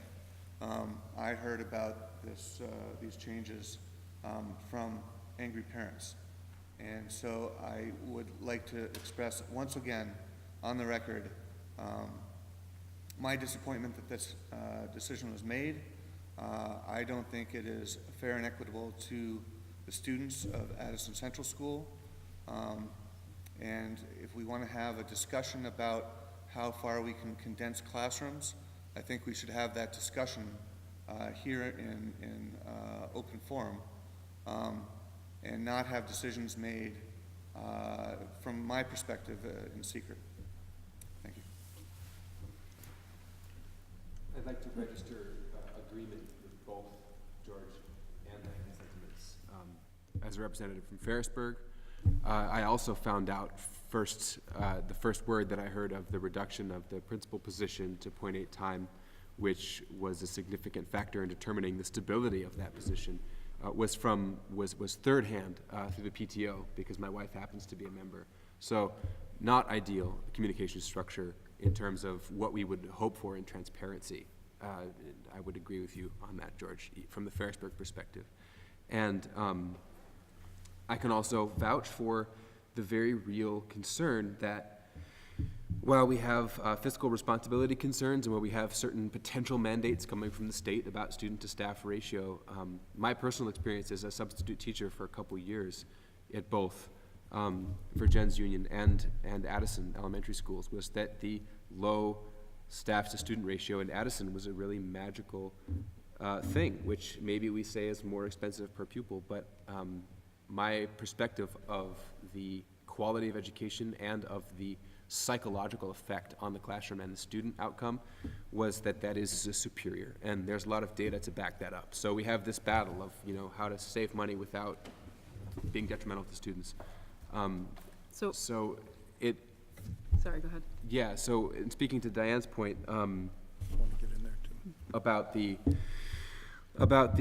concern for stability of leadership, I think it's very clear that the perspective, at least of the Ferrisburg parents and some of the residents who are not parents, is concerned that that in numbers the savings that we achieve may not be worth the risk that we engender by destabilizing those administrative positions. And so while we passed the budget in Ferrisburg by an overwhelming margin, my understanding, testing the waters as a representative from Ferrisburg, was that that was, on many parents' part, they agreed to vote for that budget only on the condition that the board would fight for stability of leadership for that school. And I know some members here, I can see, without making eye contact with you, are nodding your heads in approval.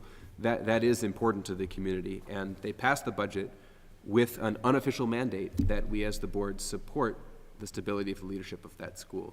So we don't really have an official mechanism for that, to make sure that the superintendent's office makes sure that that those positions remain the way that they are, but that is something that we've been asked by our community very clearly. So you're talking about stability of leadership. Mm-hmm. And class size. Both of those things, yeah, are important, I think. Right. So, and both of those things have impact on the budget, which we approved. Go ahead.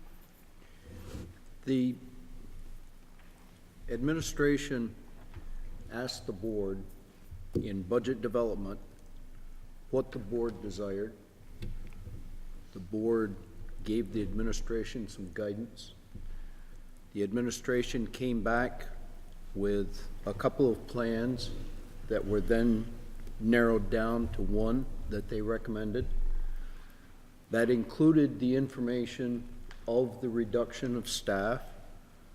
It brought us to a level budget. It brought us within the guidelines that the state has mandated, even though it's very, very expensive per student. But there was no surprise.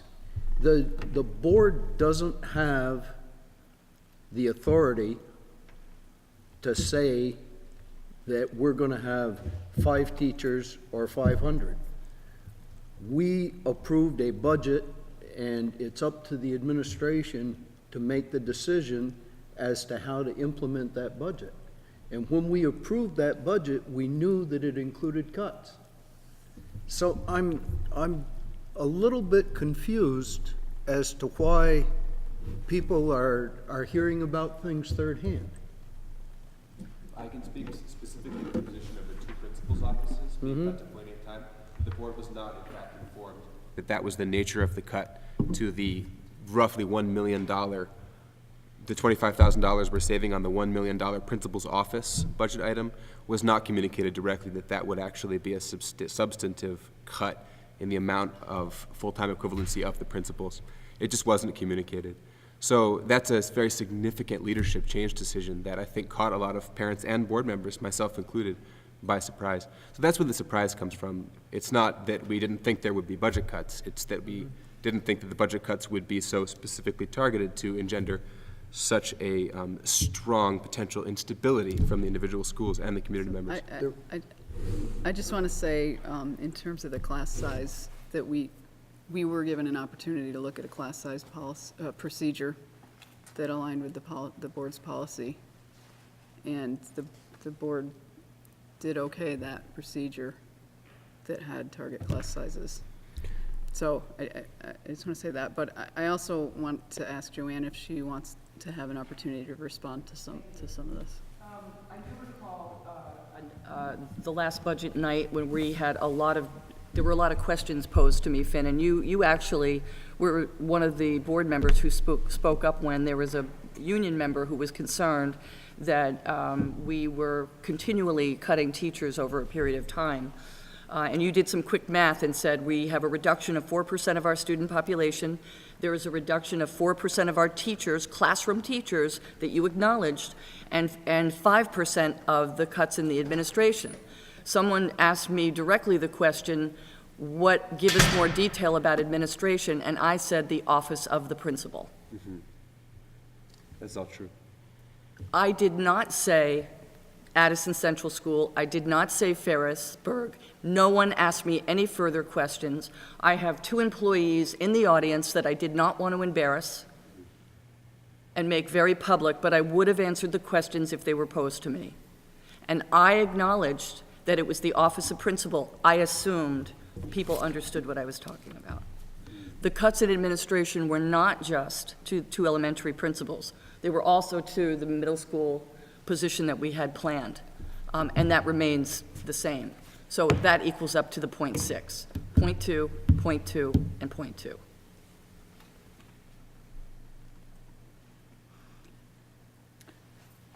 Go ahead. So, one of the challenges that I have with this conversation is I think there are 2 different issues. There are a bunch of different issues going on. I think there's the concern around a cut to principals leading to instability at schools. There is concern that that teacher size is an index of, student-teacher ratio in a classroom is an index of how much we care about a particular school. There's another larger issue. I mean, this is but to me, in some ways, the biggest issue, because as George said, we do not control the staffing. We don't run things. We hire the superintendent to run things. And I think there should be an acknowledgement that the superintendent probably didn't communicate perfectly with us, and we didn't ask all of the questions that we should have. But there's a bigger issue to me, which is that this is not a one-off, right? These are big issues, and the kind of shrinking of the district and the state, district, county, state, is an ongoing concern. And personally, I don't feel like we have a handle on this. I don't feel like the state has a handle on this. And I would really love, I would love for there to be a county-wide conversation about this. Because in some ways, while we have to have this conversation, I don't know what to do about it, and I'm not sure. I really appreciate what you said, Diane, about bringing teacher leadership in. But you know what that does? That actually, at least the way I understand it, that makes principals, in some sense, less important. No offense intended in any way. Right? But that's. Principals also have been teachers, so they'll understand. So like there are lots of countervailing. There are lots of countervailing forces in this equation. One of the things that I think that in my understanding of what the administration has proposed for the various schools is changes in teachers, but an increase in services in other ways. Student-teacher ratio is one important measure, but it's only one measure of what kinds of services students are getting and what kind of atmosphere exists in a school. And I'm not a professional, I guess I am a professional educator, but I'm not a professional K-12 educator. And so the kinds of teaching I do is very different. So I'm not sure that this conversation, I don't know where this we have to have this conversation, but I'm not sure this conversation is the conversation we need to have about this topic. clearly we need to have a lot of communication around how to handle with declining enrollment, which is the hope that we will have a retreat around that. Now, we need to find a date, and we need board members to weigh in on whether they can attend and are going to attend in order to start that. And if we can have a conversation and discuss some various ways or potential ideas on how to handle declining enrollment as we move forward, then we can broaden it out to other communities, right? Our conversation, that is. I mean, is the VSBA talking about this in ways that are helpful to us? I took, you were going to a specific thing, and I've just broadened it back out again. I apologize. I mean, I haven't, other than, working toward legislation or, giving input towards the potential legislation, I haven't heard anything from the VSBA.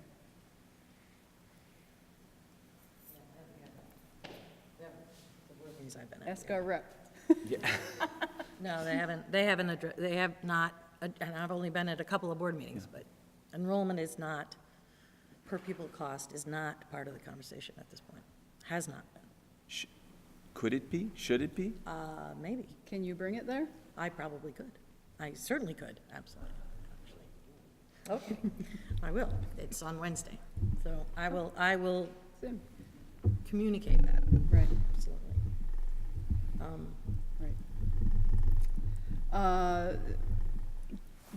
Principal instability is one area that comes up. Have you, Joanne, have you had further discussions? I think you mentioned to the board that you'd be looking at, and I know the money doesn't come in for a while, but whether there would be any way to ensure more stability in those leadership positions. Yes, that was part of my conversation today with the principals, and again, premature, because I don't have a concrete plan.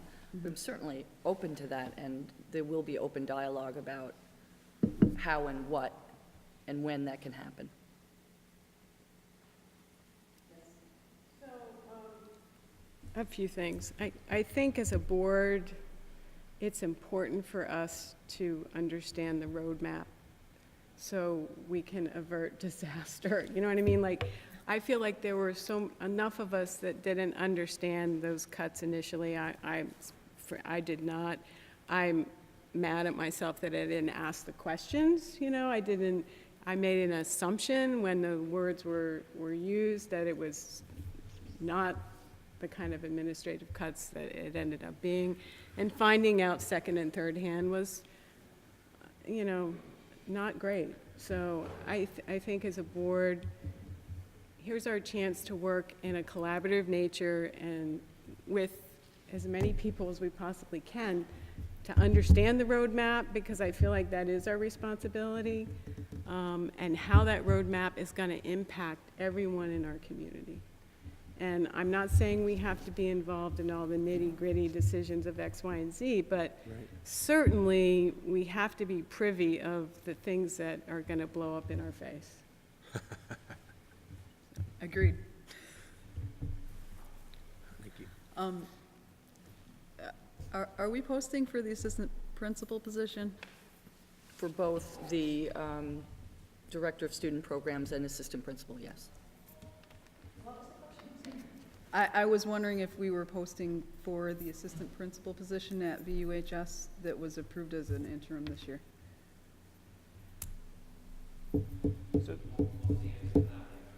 I'm sorry?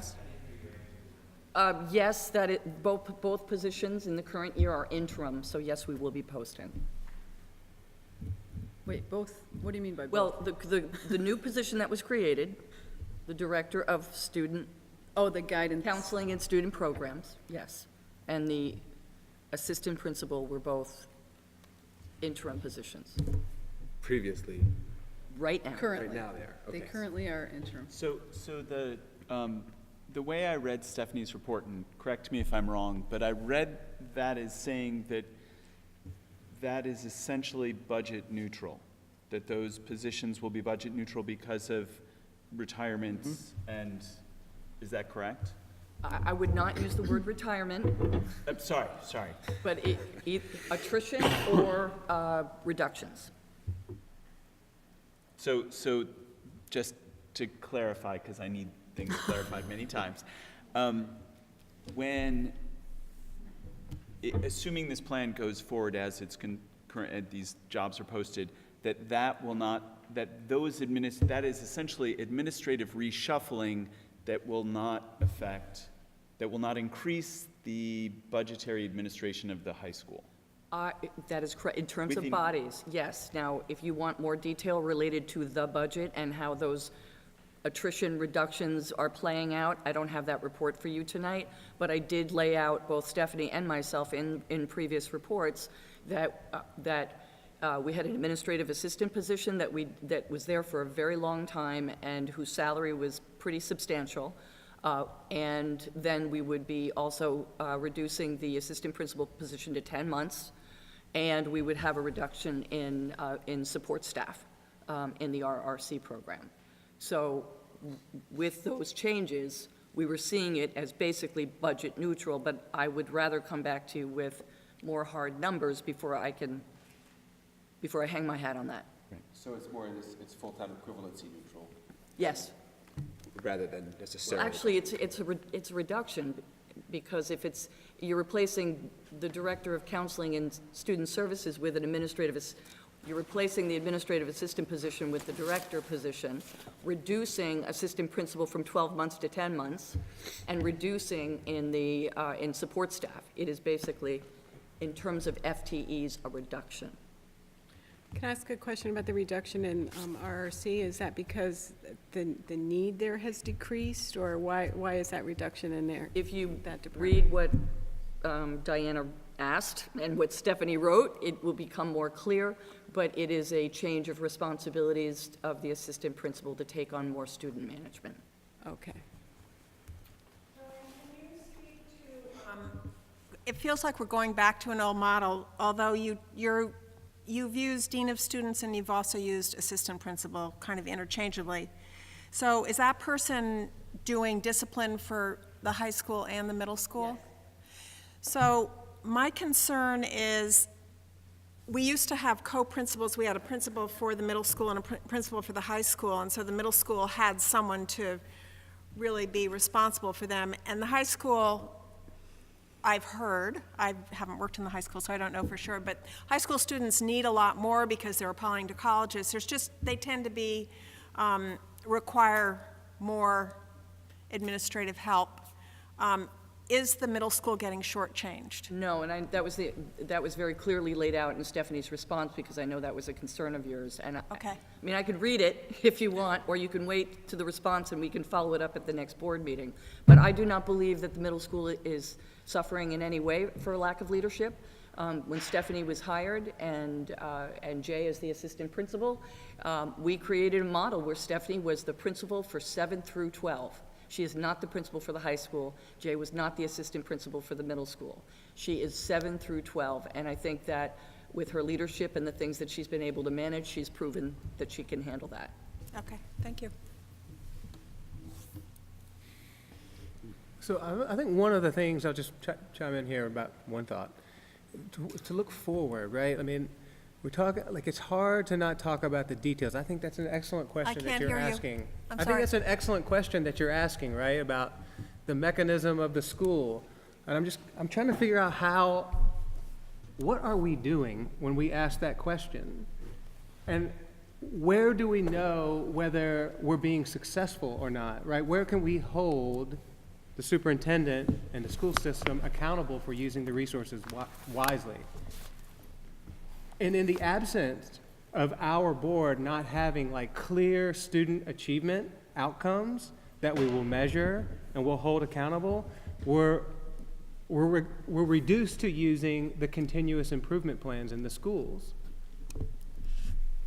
Is there anything better for us to have? Are we, and let's just be really clear, do the schools, as we have planned, have the resources to meet the continuous improvement plans that the principals, in conjunction with the teachers, in conjunction with the superintendent, have set out for themselves to achieve?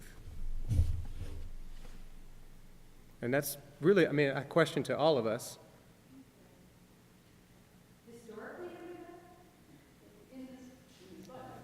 I mean, we have continuous improvement plans. Those, let's use those to figure out whether this arrangement is going to work or not. What else do we have? I don't know of anything else that we have. We have input, parent input, we have community input, but we also have these things that are really important that the schools are supposed to do. And I don't know. I think we should use those. And I'm asking the superintendent to help us use those. Yes. We need them.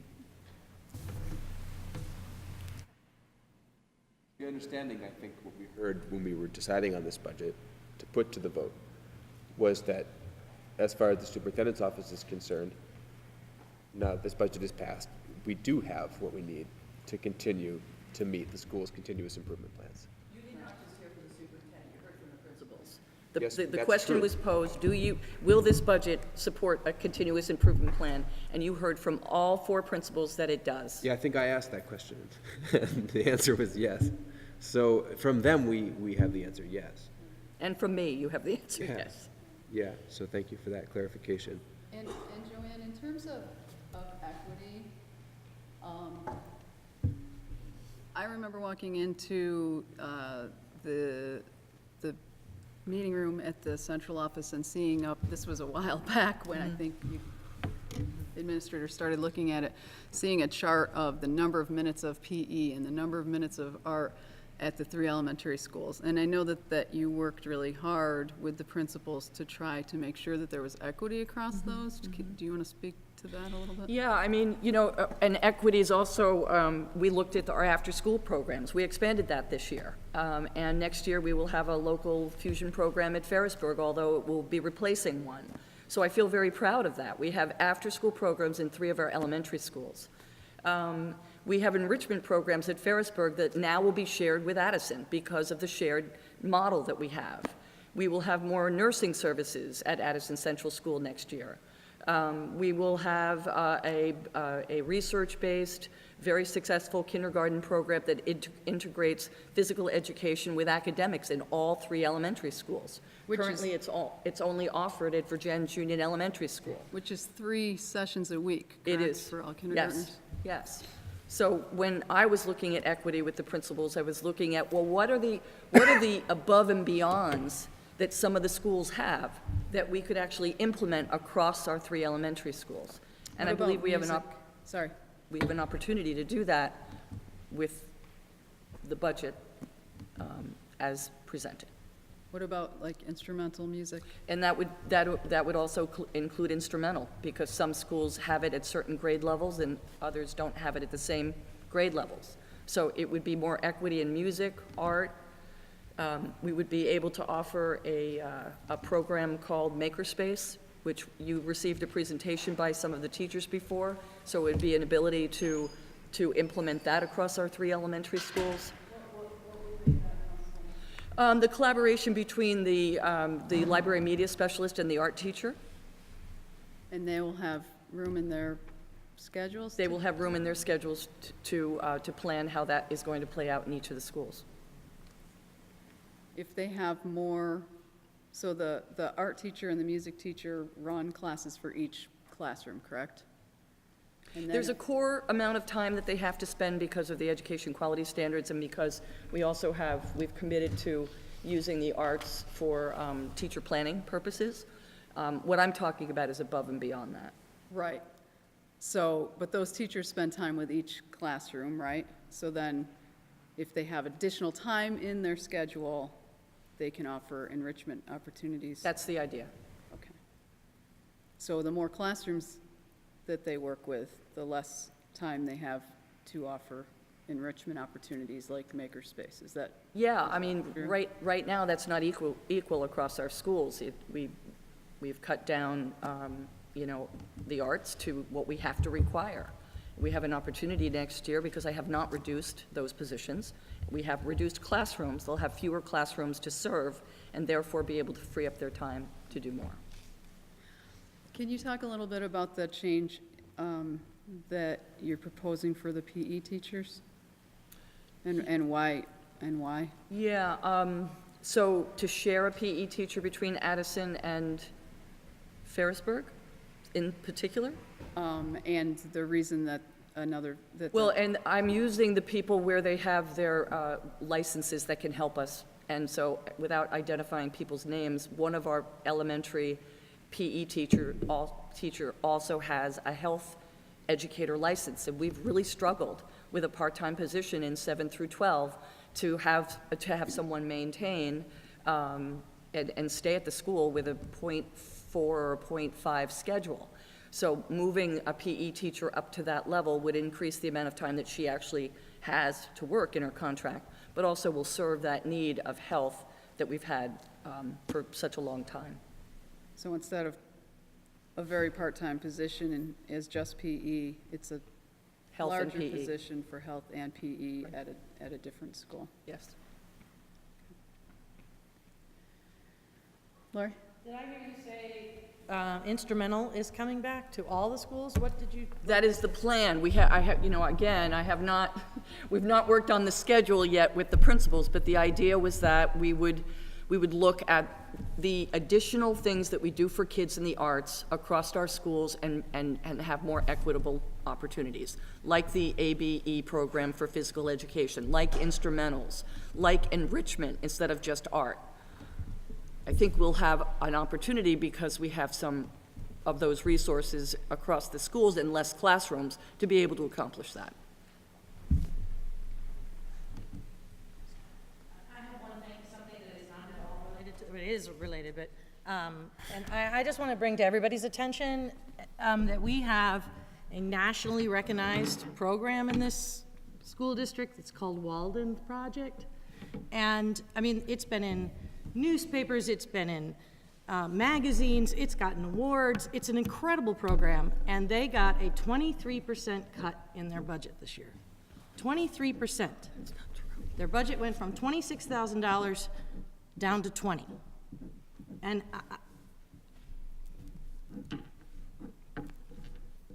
I don't know why. Doesn't make sense to me. We have an incredible program out there. Is that money coming from someplace else? I'm not asking the question. Okay, if you want to answer the question. Go ahead. I have at least a partial answer. Without Stephanie right here to answer, I think she has the full answer. But part of the reason why the Walden program specific department looks lower is because they originally included transportation costs for their program in their regular direct student-related structure in the coding. We had to move that out to the transportation code, which is in 2700s. So that's a piece of it. I don't know off the top of my head how much of the difference was moved to the transportation line. We'd have to go back and check. But The remaining portion was each department was asked to give up a certain amount in their supplies to meet the demands that the board placed on us to meet the level funded budget. So they gave up the same amount that every other department at BOHS gave up, mostly in supplies and things like that. But I do want to mention that in the end result, some departments may lose more than others. Those decisions have not been made, and because we just have a vote last week, we need to make sure that that vote is secure and that we have a budget to work with, and those decisions will be made going forward. So let me just make sure I understand what you're saying, is that budget, that $26,000 budget was not cut except for supplies, because all that came out of that was the transportation, and it was just moved. So Along they with didn't the have a cut supplies. except for the supplies. Is that what you're telling me? I believe so. That's my understanding too.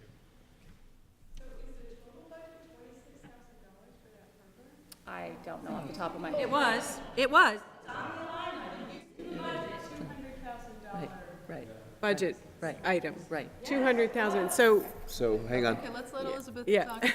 I was just curious, that's a big, When the district consolidation happened, yeah, One of the things that happened that we could see from your prior budgets into the consolidated budget was that everything at the high school in those 1100s, if there were 1105, 1127, those codes that were all spread out amongst departments were squashed all into an 1100 as you rolled into your current year.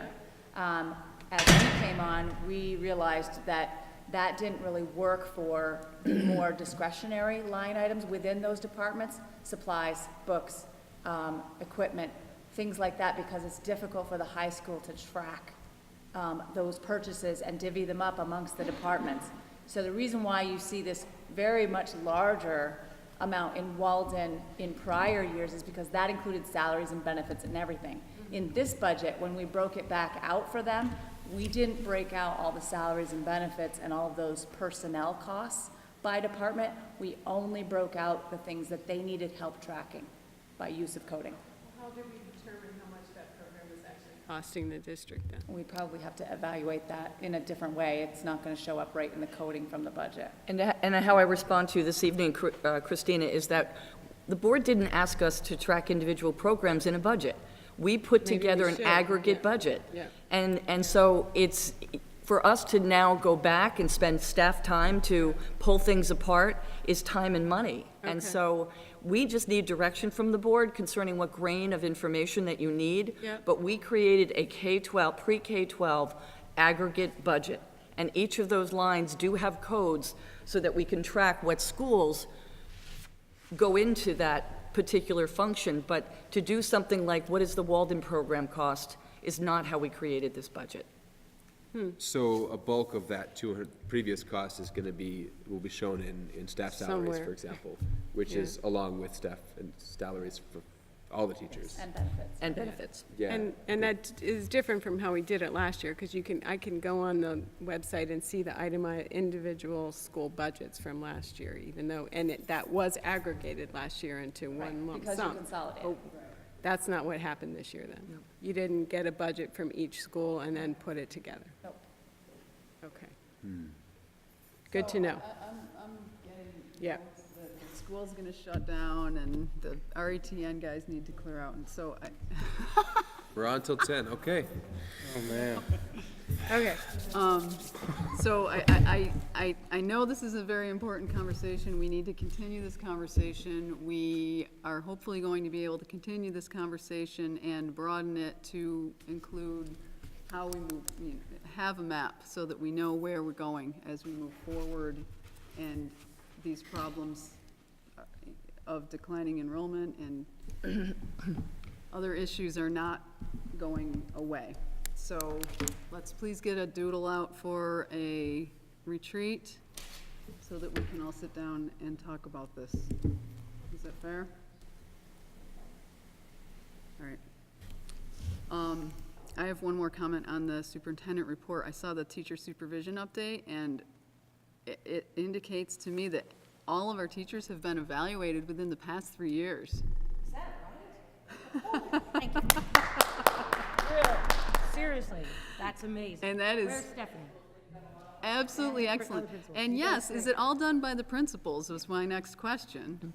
So this year, there were 6 at Addison, 5 at Ferrisburg, 12 at VUES, and 24 at VUHS, and then I'm assuming the other line was what Kara must have done, which is 15. Right. So does Stephanie do 24? No, Stephanie and Jay, I'm sorry. Stephanie Okay, and so you Jay. guys split it? Yes. I know. I mean, this is the number of teachers, not the number of observations or the number of hours that go into writing it up and conferencing with teachers and whatnot. So. Thank you for pointing that out, Sue. Yeah. So Matt, you've done 12, that's, guys, yeah. Great. Thank you all. I don't believe that's ever happened in our district. Yeah, no, I think I. Yeah, All of you out there. right. And something we've been working toward for a long time. Okay, yes, anything else on the superintendent's report? Sorry, there was one other thing. We're having a forum, a safety forum in April. It actually has to change because that that time won't work, so I need to get back on that with Chief Well, I Merkel. read that it's April 16th. First, my report said March 26th. Yep. It couldn't happen then. We have a conflict now on the 16th at the high school. That date will change. So could you just spend a couple minutes explaining to us, because this, we had a conversation, sorry, I know it's late, but we had a conversation in a couple months ago suggesting we didn't want to have, we didn't feel it was necessary at this time, and so it was a little surprising to see that. Sure. So if you could just share with us Sure. why we're having one and what the goals of it are. Really, the situation has changed. I don't know, Mark, you want to start? Please start, yes, thank you. So after Florida incident, a couple of community members here in Virgins contacted Chief Merkel and the city council and said, what can we do? And I got involved in that email later in the thread once a meeting was set up saying, hey, do you want to be part of this because you wear a few hats? And I don't know why you'll come under which hat, but why don't you be there?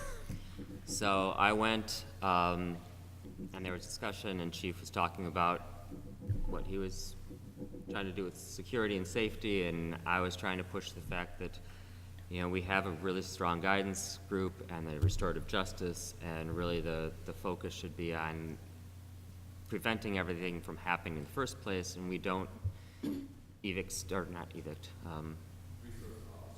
No, but you kick a student out, it's Detention. no, Suspension. further. Keep going. Expulsion. Expulsion. It's like it's an E. It's late. We don't do that, and so there was a kind of a back and forth going on. But Chief wanted to have further conversation, and we brought in the school. I couldn't be there for the next round of talks, so.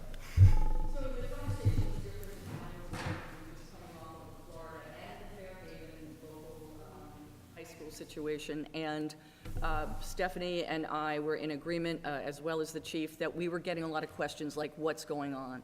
And so it did not seem like it, you've all recognized tonight, when we use a form of communication, it doesn't go out to everyone, so we felt we needed to have a much more personal and face-to-face conversation with the public concerning what are we doing? What are we doing now, and what's our plan in the future? Have we learned from some of the trends? There were 18 incidences of violence in schools since January. What are we doing about that now that it's coming closer to home? The third piece was we still have a lot of parents who question, how am I going to be notified? What's my role? What can I do? What shouldn't I do? And then finally, we recognize that we really haven't done any tabletop exercises. Some of those, big crisis events without the kids, so that we could go through with our first responders the procedures that we have and that we think we've been practicing with our staff, but may need some more tweaking. We also have not had final decisions about what are we going to expect of our staff. There's so many different ways to react to a crisis. Are we going to have them locked down and stay in their buildings? Are we going to have them run and hide? There are a lot of different ways in which schools are dealing with crisis events across the country, and we have not adopted any one way of doing things. So we wanted to kind of stop, look at the procedures, have some tabletop exercises, do a debriefing, and in addition to those three other areas, we felt it's more than time to do this. I have had a lot of conversations with the chief, and this is not about the SRO, and I will tell you very publicly, I know that we have a difference of opinion, the board, myself, and the chief, about this, but I believe we need to get our schools in shape first before we start talking about any additional resources, and I think that's where you are coming from as well. We are looking at a buzzer system to bring, to allow people in and out at the high school. Where's Ken? You should be talking about this, not me. I just remembered you were here. So, I don't know, help me out, Ken. We're looking at buzzer systems, which is similar to what you see here in Virgins, Ferrisburg. Addison is going to get it, the high school is going to get it. A lot of little things like repairing doors and the stuff that kind of goes by the wayside, so to speak. No, that's okay, So we're really strategically pinpointing doors. We're starting there, a very simple thing. Doors and access. And we'll just gonna take a while. This is, we're at the very bottom and compared to a lot of schools in the country, so it's gonna take a while. Plus the contract, the bond, will also address a lot of stuff. So we're working in conjunction with that as well, and with Visbit, our insurance company, and, you know, we're working really hard at figuring out what to do strategically without spending more money than we have. Yeah, I had a conversation with Chief Burke this morning, about what the goals for the forum would be, and he indicated exactly what Joanne said. He said it's not about the SRO. It's about letting people know what we have in terms of infrastructure, what we're doing in terms of training, and what parents and community members can do to be prepared in case of an emergency.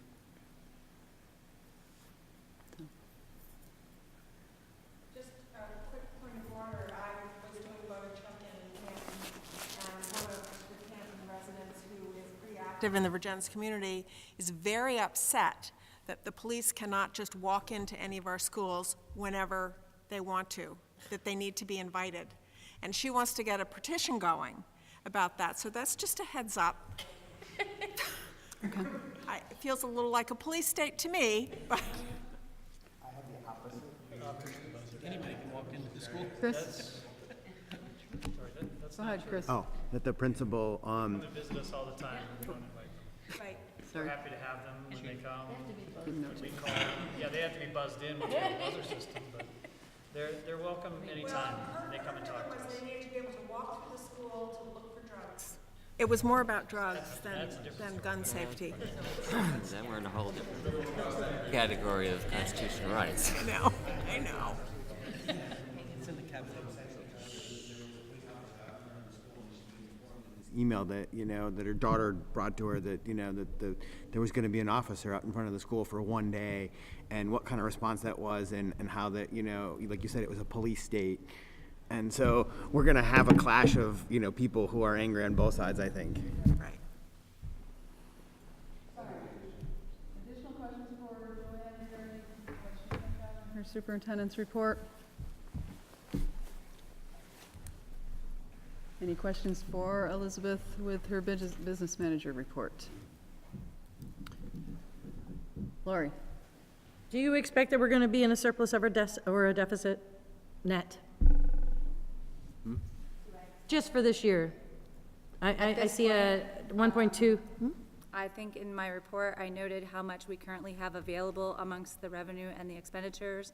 I indicated that we have no anticipated need for a budget freeze of any kind at this point, and we're going to be monitoring it closely.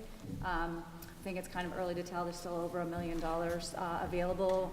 Almost anything we can imagine has been encumbered, so already taken out of that number. But things continue to have purchase orders entered, such as supplies, books, things like that, that are needed, professional services and such. That's not the kind of expenses that tend to go through $1 million quickly, and you have 4 months left. So I would say we should end pretty close to level budget. Thank you. Hope we don't have a roof leak. Another thank you. One more thing that I could add, that even if it's not a question. In my report, I mentioned wanting to get the balances loaded from last year so that you guys could have a balance sheet. I made a valiant effort. I was not able to be successful at that. I have 4 of the 5 loaded. If there is an interest uniformly amongst the board, I would be willing to send those out to you all as soon as they're done, rather than waiting till the next meeting. But I'd want to know that it was a consensus from the entire board that you'd like to see that. I mean, it could be as early as tomorrow or the next day. If you're interested in seeing that, nod your head. Sure, if you have them, So why as soon not as I send have them? them, Okay. I will send them via email to all of you. Everyone? Okay. Well, it doesn't even I see need John's an eyes. announcement. Thank you, okay.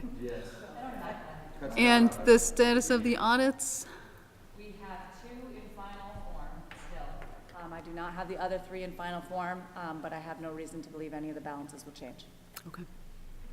So you can't give us a rolled into the new district fund balance surplus until that all I'm actually, that's what I'm saying, is I am willing to give you balance sheets with all of those balances rolled in. I mean, I don't physically have the bound copy for 3 of them, but I've been given the final order from the auditors that they are in final form. And so, you don't want to give us a total? You're gonna have that as soon as I give you the balance sheet. You'll be able Well, to see it. well, one of the things I'm concerned about is, again, public information, right? If all the boards are going to get it, are we going to make, is it going to make it into Yep. So the at the minutes? next board meeting, you would have it also. Yes. And what I was asking is, do you have that number now to No, release? she doesn't. No, she said she'll mail it out when she has it. Yeah. That's what she was saying. That was her valiant effort, which just. My valiant effort, and I was missing the SU in my. I guess I'm confused. It goes into the minutes on the next meeting, Laurie. You're going to get it before that. No, George, just a minute. It's not what I was asking.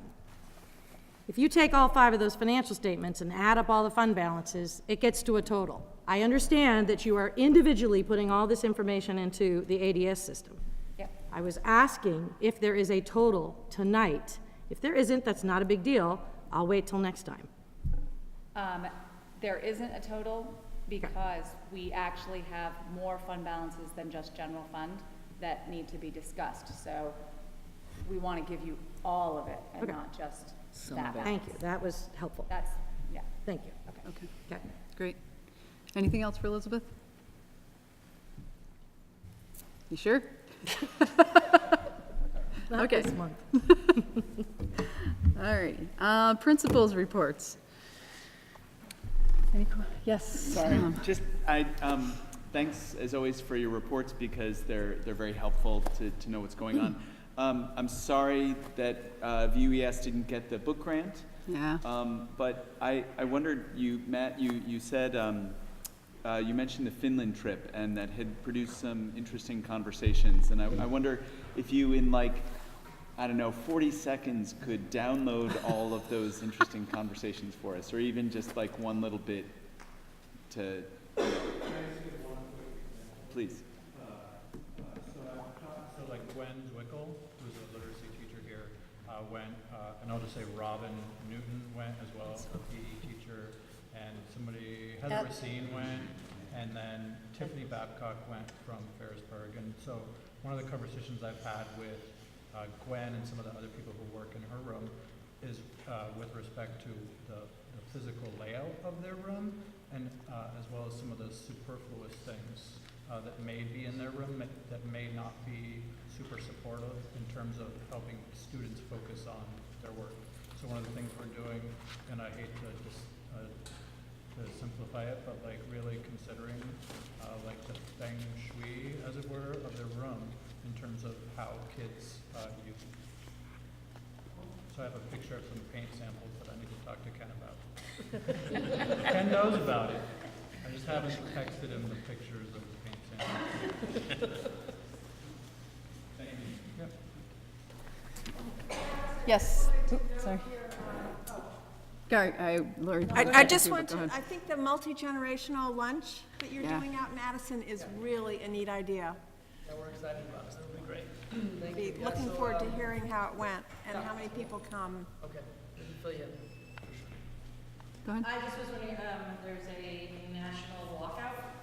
Is that going to happen at the schools? So I'd like Jay to address that, because we've been back and forth with some planning the last couple of days. So what's going to happen on Wednesday? At the high school at 10 o'clock, students will have the opportunity to gather in the auditorium. We have students who are planning it. It's only going to be student run. They'll be sharing, there's some speakers that are working on specific speeches, and then there'll be an opportunity for an open mic. The idea is for students to just have some voice in terms of how they're feeling about current situations related directly to our school and beyond. So that's the plan. Students are not required to go. Teachers will stay in their classrooms and continue to teach. For those who want to continue to be in class, those who choose to go will go to the auditorium. So. Okay, thank you.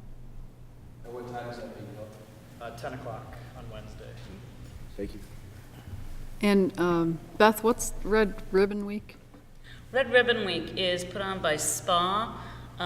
which is the prevention group, the Student Prevention Association, and they basically have like, you know, fun little activities, but each activity is, you know, is like their slogan for the day might be a winner and don't do drugs or alcohol. And what would then happen is kids would dress up in like their favorite team outfits, and it's just something to really heighten awareness that that the group exists and that the group is very concerned about student safety when it comes to drugs and alcohol.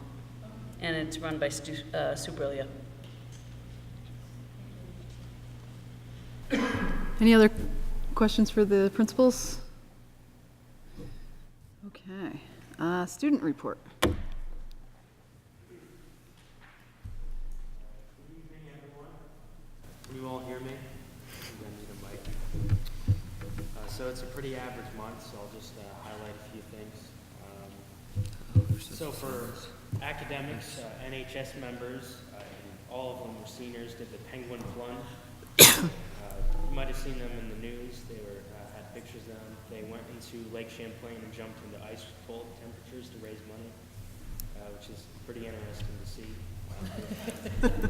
Ben Pomsma, Nora Deming, and Christina Jokum were all the seniors. Then, of course, in the next few days, in the past week, we have in-service and some half-days, and then, of course, spring vacation is coming up. Sports and athletics. VUHS Wrestling actually placed first in a JV tournament on February 17th, which is great to hear. And then VUHS Cheerleading placed fourth overall on the same day, which is really great to see from our athletic program. For our music, the performance for the Green Mountain District Festival and evening performance on February 2nd was unfortunately canceled. But as we can see, there's more concerts coming up. There's one tonight, I believe, and then the 15th and the 27th going on. Seniors, we're in kind of a hurry up and wait scenario right now. We have all of our applications are sent out to all of our colleges, so we're just kind of in that tense mood where we're waiting for our acceptance letter or rejection letter, and then just waiting on scholarships to come out. It's really tense month and heightened kind of mood right now. We're currently in the process of still trying to figure out like the walkathon that is going to be coming up very soon. Currently, from surveys sent out by the senior class, the top choice for the senior class to support like a local organization is the John Graham Shelter, to support them. And then just other scholarships coming up. A few extra things. UHS math team placed third out of 12 teams, I believe, that meet on the 5th of February. The STEAM Club is a student-run kind of group, and which is really great. It's science, technology, engineering, art, and math, which is really great to see kind of innovation coming out of UHS. As we mentioned before, there is a walkout on Wednesday, and then class of 2021, which is the freshmen, are raising money for the Florida school shooting victims. And then there's a group from Ghana that had traveled to the country in Africa that have now returned. And just hearing their experience is really awesome. Thanks. Thank you. Would it be rude if I left right now? Much of the audience has. Thank you very much. Hey, so Mason, you got nominated for some presidential scholarship? What, tell? Yeah. I saw it in the paper. He's trying to differentiate between all of the awards and accolades that he has received. I recently was just named the State of Vermont's DAR Good Citizen. So. Yeah. Do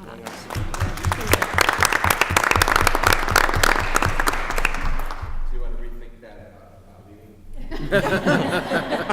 No, please do. Thank you. Run. And then I just applied for the National Presidential Scholarship, so I should hear back from them middle of April sometime. Great. Good luck. Good luck. That's great.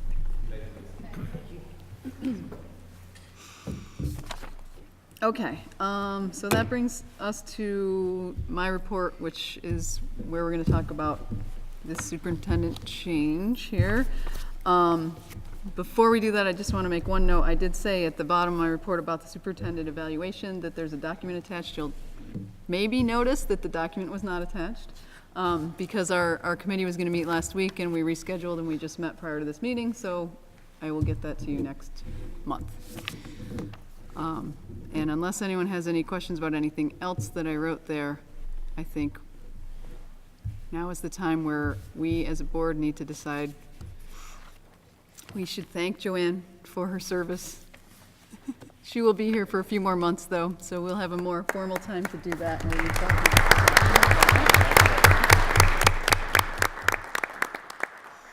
We'll yell at her again for the. Yeah. I know, she will be here to receive I'll be both here the- and the yellable good for and the- bad till June for the next 30th. few We months. shall not speak of her again. But she has given her notice, and so we are going to be with a void come July 1st.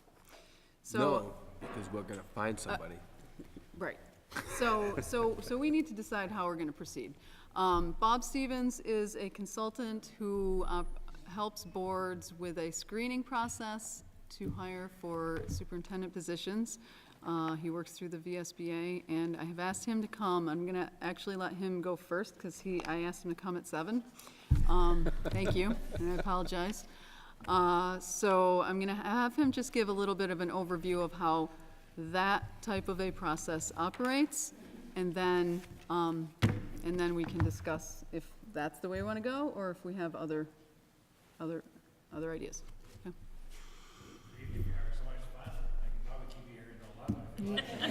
The school will be closed. Yeah, right. I'll try to be quick. Generally, I don't want to shortchange the board because all of it kind of these searches with a different background.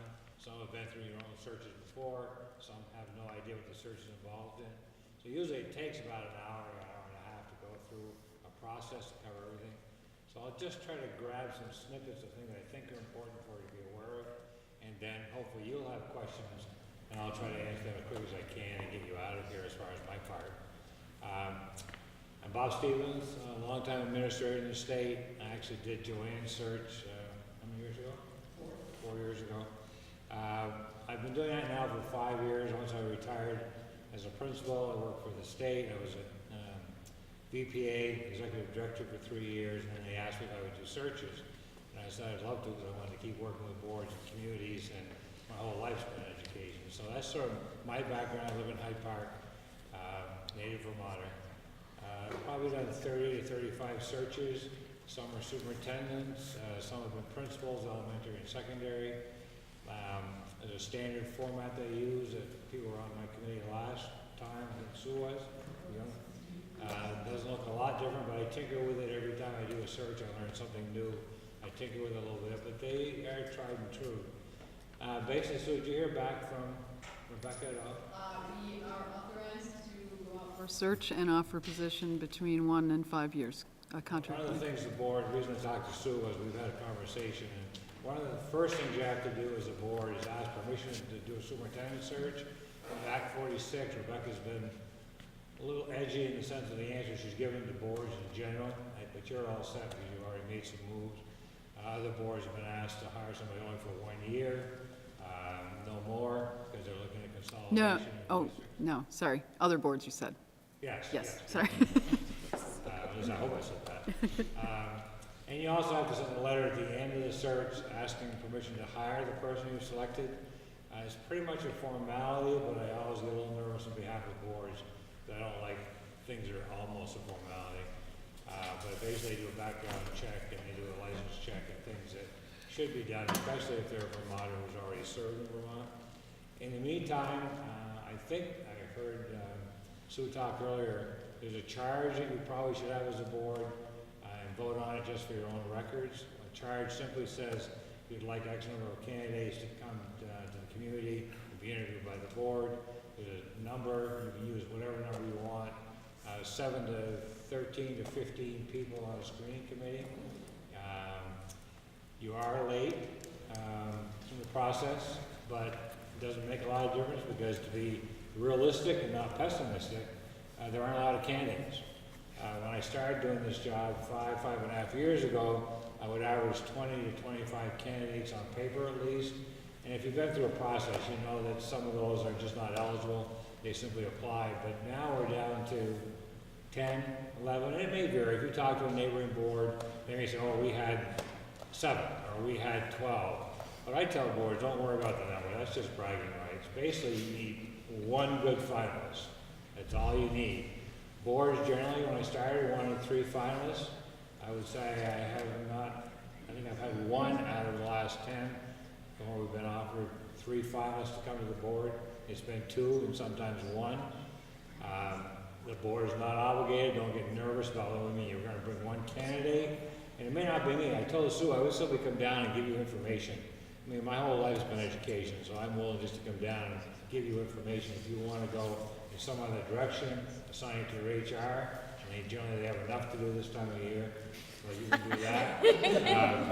Or you want to hire another consultant. There are a couple of other people that are now doing it. There may be more. There's only 1 or 2. Basically, I've been doing the majority of them, because everybody's been active being a superintendent, and as they retire, some of them are looking for other work to do. But it's not about you hiring me. It's about, do you want someone to come in and help your committee with the search? If you do hire somebody, what they should do is do everything for you, so nothing has to go to central office or HR, from contact letters to organizing the screening committees, to doing the minutes, to doing the agendas, and then bringing the finalists to the community for a full day.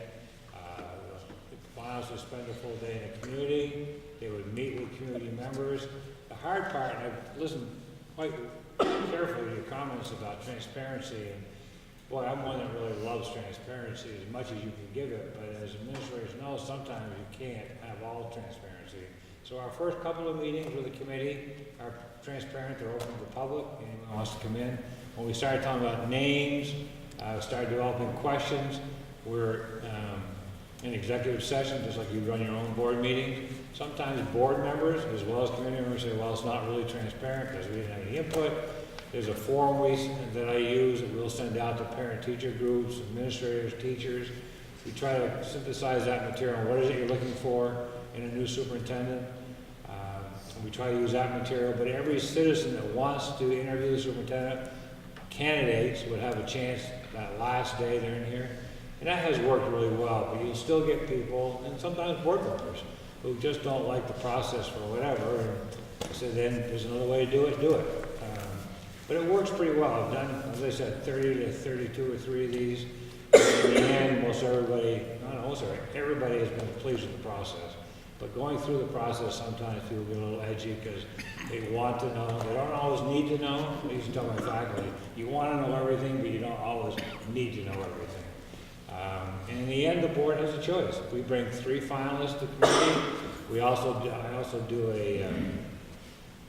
a form for everyone that sees a finalist on that last day to fill out. It's a down and dirty, quick form, but it gives me good input to then share with the board in your final interview with the candidates. And hopefully you'll have 3. If you don't, say there's only 1. You say, we brought the best that we could to you, but you're not satisfied. You say, we're going to do something different. We're going to look for an interim. Probably not re-advertise. I can't speak for boards. But at this stage, if this first search doesn't work, you're probably looking at an interim. There's no magic list out there. I work with other superintendents, and I work with Jeff Francis, VSA, and obviously with Nicole, VSBA. There's no magic list. You never know when someone either wants to come back, they retired, a couple years later they're saying, what do I do with my life? I want to go back and work for a year, but I don't want to commit to a board commitment over 4 or 5. Others say, I'm not going back no matter what you pay me. But again, I start those phone calls, trying to call people and talk to them if you need an interim. An interim isn't always bad. I mean, it sounds bad to the public and sometimes the board. If that person manages your district for 1 year while you get organized, I would suggest to you that it's better to have an interim rather than somebody who is just somebody, a body. And you may disagree with me, but and my charge to the screening committee is we will not take anybody to the community or the board unless you really feel they could be the next superintendent. in this district. And we're not just taking bodies in there for people to look at and say, well, they didn't have a chance, but we wanted to compare person A to person B, just so the board could really see how good person B was. It's not fair to person A, it's not fair to you as a board to waste your time looking at people, interviewing people that aren't qualified. So I'll push the committees really hard to make sure we're only bringing candidates to you that are viable. But I will tell you, there's not a lot of candidates. I'm currently doing one search. They offered the contract, and the person turned that down 3 weeks later. So I'm still working with that district. I asked Jeff, for instance, today, this morning, for a list of how many openings there are. There are 3 or 4 that I know about that are going on. A couple are starting to fill. So there's not a lot of turnover this year. There have been years where there's been 15 superintendent openings in a year, and that's been pretty hard to find 15 superintendents that every community really wants to have that one person. So I don't know if you have other questions. There's a lot I could give you. I hate to shortchange you as a board, but I'd be more than willing to grab questions that are burning in your soul around what about. And if you have none, well, I'm used to get out of here, I can do that too. But I really want, while I laugh and have fun, I try to do that with the committees. This is a serious job for you. Your superintendent is a critical position, and I'll tell the screening committee the same thing. If you spend any time and any focus, your leader is what makes the engine go. Your leader is what guides you through the process. I've heard some different comments tonight about what a CEO does compared to what a board does. And if you've got the right CEO, the board's life is much easier. And if you don't, well, the board's life is a little harder. So it's a serious position. I take it serious, but I also did my whole career on it, laughing and having fun as well as being serious. If you can't have a laugh once in a while, then why exist? So questions? So Scott, do you want to just, if we're to go with this route, the timeline, like the job would be posted ASAP, and then it's about what, a couple month process? How do you? Guide me at this stage, it's getting late. Generally, I give the candidates a month, but again, remember, it's not just you, it's also the candidate, where they're at in their careers. If they're getting released from their contract, you may not want to be interviewing them, so that may not be an issue. On the other hand, people coming from out of state, we don't know where they are in their careers, and it takes some time. So generally, it's 30 days. Sue's first question answered directly would be, we can put an ad in tomorrow. I go through School Spring. There are other services like Ed Week and other professional organizations, but they're all generally, and I don't want to get caught with numbers, but they're generally $1,000 to $1,500 to put a 1 sentence in Ed Week. And what I've found over the 5 years I've been doing it, and I've done it with only one school that wanted to do Ed Week because they had a parent in the community really pushing them to go through Ed Week. We didn't get as many candidates as we got through School Spring, and the one candidate we did get was already in School Spring. So School Spring used to be just a Vermont, Jim Fitzpatrick, who was here way, way back when, started the company, and it was just a local New England operation. I've had interviews with people from, at that time, Russia, or Soviet Union, now Russia. We've had it from California. I've had 3 hires from Alaska, believe it or not. So School Spring covers the waterfront, but if you want other organizations, it's not hard for a person like myself to put the ads in. It just becomes costly. School Spring you're already a part of. It doesn't cost you anything. And you'll see just as many candidates if they're there. It's a month. We can start the committee work as soon as you name the committee members. I'd ask Sue to give me their names and their email addresses. I will send them an email saying, here's the first date. I have to just pick an arbitrarily, a first date. But then when we sit down for the first meeting, the committee decides when they want to meet.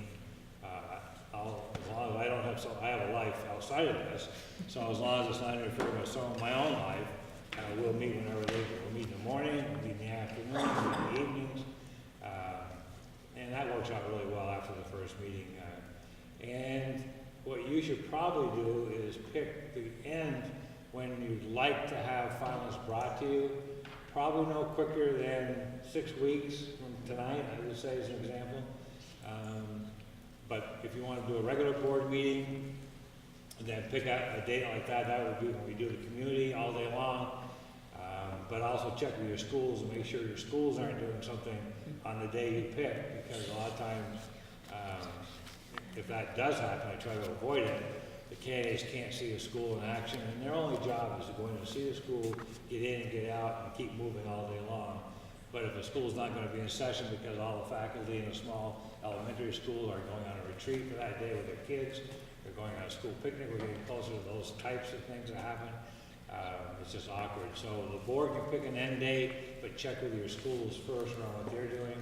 And I take the committee and we can work towards that date. And if we can't make that date for whatever reasons, I'll let Sue know or let somebody know, whoever serves on the committee. I suspect you might, with the size of this board, you might have 2 members. I heard you very first part of the meeting talking about all your committee work, and it's not just your board meeting, it's also committee work. If you're on this committee and anyone that commits to it, there are 5 meetings that I really ask everybody to be at, and not pick and choose, because again, I don't want to repeat, and there's some curricular things that go on during the meetings that people need to be there. So if you ask citizens or teachers or administrators or a couple of board members to be on the committee, you're really committing to 5 different meetings in addition to what you're doing now as a board member. They're an hour and a half to 2 hours. The longest I will go with any meeting is 2 hours. If we can't get it done, we'll pick it up another way. But that answer your question? Yes. Other people have questions? Or Bob about this process? Question about the contract that you sent us, which we would have with Bob, right? It says, work with the board to identify priorities intended to assist the screening committee to recruit superintendent. So when does that happen? Obviously before you start meeting with a committee. Correct. We added, we go in, let's say tomorrow, we put an ad in for this position. That would start getting candidates being aware it's open. Some are already aware it's open, some are not. I've had conversations over the last week. And then I'd get a committee meeting going as quick as I could, and we'd start what I call a criteria form. We'd go out to board members, administrators, teachers, asking. There's 3 parts. What is it? What are the personal qualities? What are the professional qualities? And what is it that the superintendent needs to be able to do when they come to this district? We get that out. The community uses our.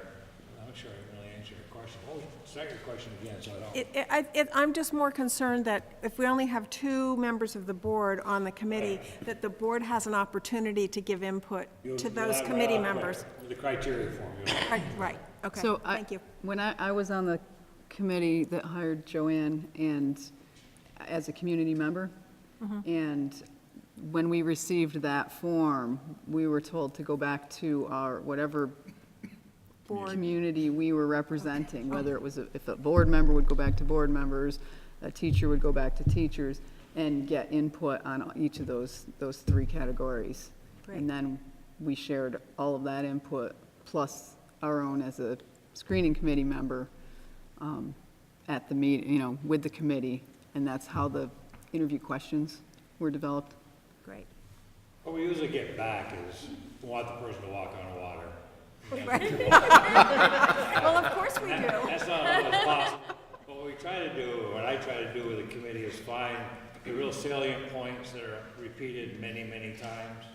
And those are the things we try to focus on when we're developing questions for the candidates. And not because I'm not selling, you can do whatever you want, but from my experience with dealing with it, it works really well. A little bit of frustration though, if you're not on the committee, you're wondering what's going on during these 6 weeks, and some of it is confidential. How many candidates, what are the names, has so-and-so, and I'm going to tell the committee, don't share it, it's confidential. And so as a board member, you may say, well, how come I don't know I'm a board member? Because you're not on the committee. You'll get your chance at the sort of the end when the best candidates are coming to you. But we'll get your input in writing right off the bat. What about their internal candidates? Does that they just get thrown into the mix with? Yes, but one of the rules, not a rule, it sounds rigid. One of the suggestions I have, if the internal candidate is not viable and the committee knows that they may be good at what they're doing, but they would not be accepted, let's not bring them in for just a courtesy interview. I've always been opposed to courtesy interviews. It's not fair to the candidate, it's not fair to the process. If they're a viable candidate, then they're in the hunt. And they can apply, and then when we start looking at evaluating who we're gonna have in for interviews first round, That's when the committee would decide, yes, an internal candidate is a viable candidate and should continue, or no, for very good reasons, not unprofessional, they're just not a candidate we want for the superintendent. I've had that about every third time. There's an internal candidate, sometimes they move forward, and sometimes the committee says no. Any other questions for Bob before we move into discussion about this? No? You're too tired. I like to come in at the end. Just get it Got out that of right. here. Thank you. Good Thank luck. you very much. Thank you. Sorry for the long wait that you had. And the Yeah. long drive. Now he's gotta drive to Hyde Park. 2 hours. Yes, yeah. So we do have a deadline to end this meeting within a half an hour. No pressure or anything. So, The alarm goes The- off at 10 and Yeah. everything needs to be broken down. yeah.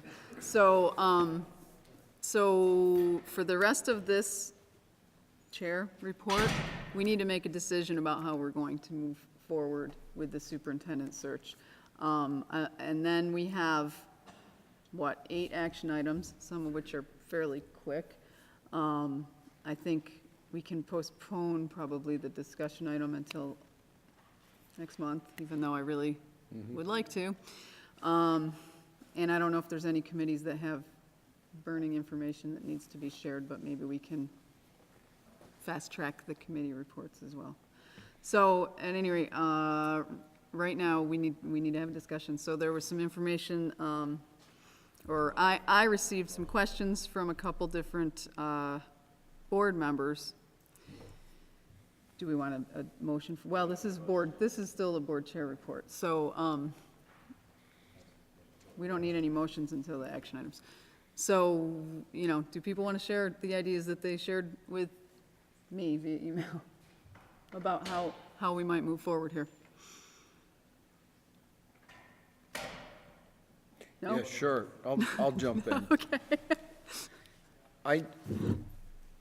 I would like to consider the possibility of a different, slightly different model.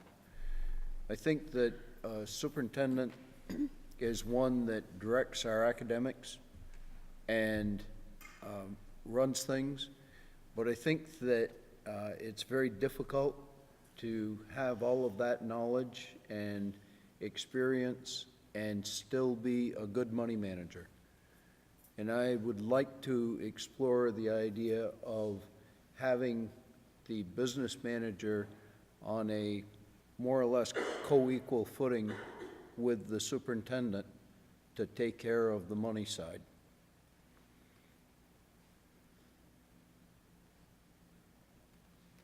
Okay. Tom? Oh, go ahead. I just wondered if you've seen this model anywhere else. Is this something you come up with? I understand that it is out there, but no, I haven't seen it. It's just, yeah, That would be sort of like a COO, CFO yeah, kind of model. yep. Can we afford that?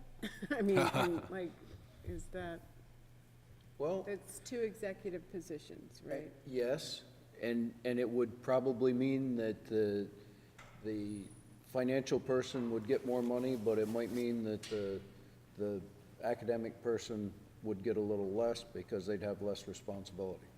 So sorry. So it's, So how would that change what we do tonight?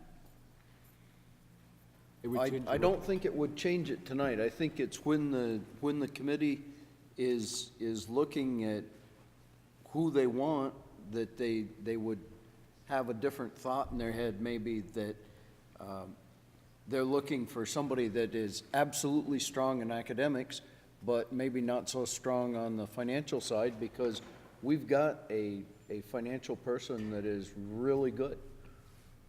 I know that isn't always going to be the case, maybe, but at the present time, at this moment in time, we've got a really strong financial person, and it seems to me that we would marry that with a very strong academic person.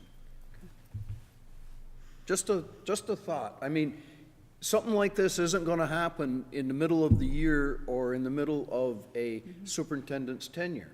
But with Joanne leaving, it gives us an opportunity to look at something different. Just a thought.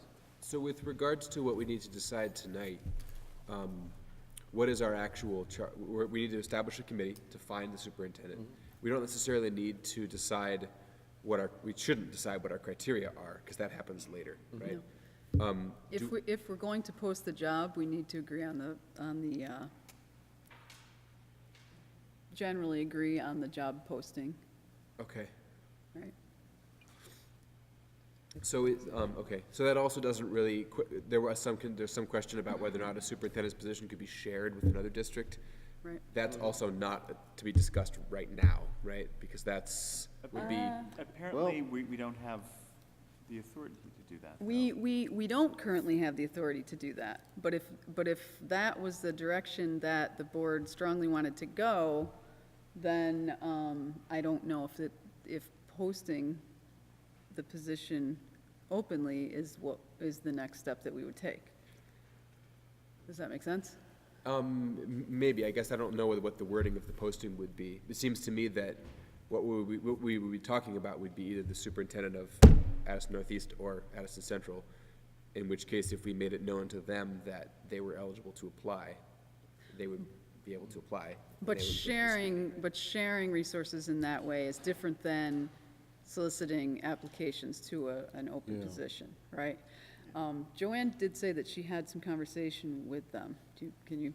And we had lunch on Friday, and they both were interested to see if there was any way in which the two school districts could help, whether it be in the short term or the long term. But obviously that really depends on their bosses, the boards of those two school districts. But at least there was some openness. I would like to make one comment that if the board does change the dynamics between a superintendent being responsible for a whole system and the business manager position, that could be a key piece for someone to either apply or not apply. So please make that explicit.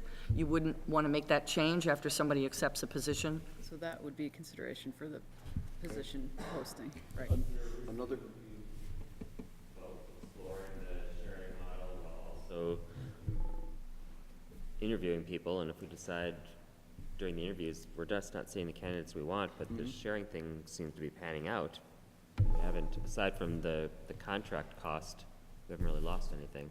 And if the sharing doesn't pan out, we've got this other thing already going, so we could go. Well, if we have a screening committee with the charge to bring candidates back to the board, I mean, the screening committee would stop it if there were no candidates that they felt were worthwhile, right? I mean, I guess the board could pull the plug on the screening committee as well at any point, so. I just meant you were saying we don't have the authority to do the sharing right now. We can explore whether we're not. Right, we would need to get separate authority from the Secretary of State. Right, so we could explore that on the side while doing interviews, see if that's even possible. We don't have to figure that one out before we do interviews. They could happen together.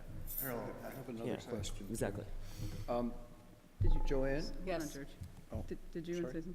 I was just saying, work down two parallel paths at the same time, trying to think our bets here. Yeah.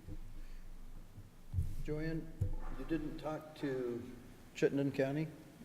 It just seems like adjacent superintendents were. Yeah, Chittenden County's been out of town for a while. I have not had a chance to speak to her directly. So is sharing superintendents, is that really a possibility? I mean, or can one superintendent run two school districts? They used to run supervisory unions. Yeah. Maybe even better with the shared financial side, because they wouldn't have to worry about that in the district. They could just concentrate on the academics. There are superintendents out in the country that run 50, 60 schools. Yeah, I guess that's tens true. of thousands I of guess we're students, just used to a thousands of certain employees, model. so. Yeah, that makes sense, I guess. Right. Yeah. So I would say, what can we control right now. We can control getting an ad out and trying to get the best candidate possible right now. There's a lot, these are bigger conversations that require other people, but I think our best bet is to get a single superintendent and do it right now, and then we'll figure out other kinds of conversations down the road. But that's gonna be my pitch too. In the immediateness, you're in favor of posting the job? Yes. I mean, that's really the first decision we need to make. That's what I think that we should. That's the decision we can control. We're either gonna post or we're not gonna post. Let's post something and make that choice. I do feel like a lot of I feel pretty rushed with this process. I do feel like a lot of the important conversations that I'd like to have about it, that there is no time to do that right now. On the other hand, there's no way that I feel comfortable with waiting another month to do this job posting. So if there's a way that we can, maybe if we can establish the committee and have these more formative, out-of-the-box thinking discussions in committee, but also be able to have agreed to have made the job posting in a way that's acceptable, I would like to do that. And I don't disagree with that. Posting the job does not make us required to then hire somebody from that job posting. It just gets this process started, but I would also like to explore whether or not the Secretary of Education. Okay, so I'm hearing, I think consensus that we should post the job. Yes. Okay, I sent a draft of a job posting. We need to include on that posting a salary range. That would be the next decision. Okay. Bob said to me that he recommends a salary range of no more than $10,000, simply because it gives people really a clearer idea of what they're actually gonna get paid, rather than a large range where they go, well, would I get that bottom or the top?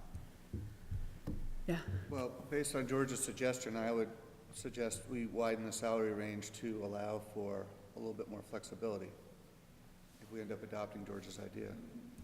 But I think I was hearing too that if we want to go that route, we should indicate that in the posting. We don't have to, it was a recommendation.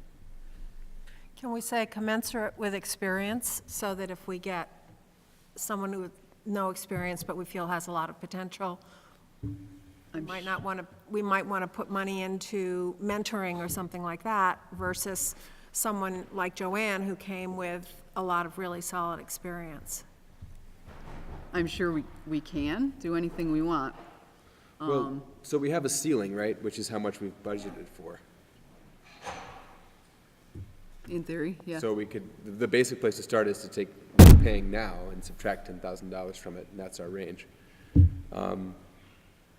Except that it's gonna cost us $8,000 for the search. Which I actually grabbed Elizabeth right before she left, and she sounded confident that we would have $8,000 surplus left at the end of this year. That's one of the possible encumbrances. I have no sense of perspective on what superintendent candidates are looking for and how little we can afford to offer, because it is a large line item, and it would be nice to keep things reined in terms of how much we spend on that particular one position. So we shouldn't go any higher than what we're currently spending. How much lower can we go without driving away really high quality candidates? Right. I don't know, does anyone have the answer to that? I don't have any idea. About posting commensurate with experience, what Bob had said to me also during our conversation is, sometimes people try to pay less for a less experienced, sorry, it's getting late. Yeah. For a less experienced person, but oftentimes those people say, but you're gonna expect me to do the same job. Again, I don't, I'm just passing on the message, so. We have a teacher scale. Could we take the 3 salaries of the 3 superintendents and come up with some kind of Then average? it's higher than we're paying now, because Joanne's the lowest paid superintendent in this district. Right. Yeah. Because those other districts are larger.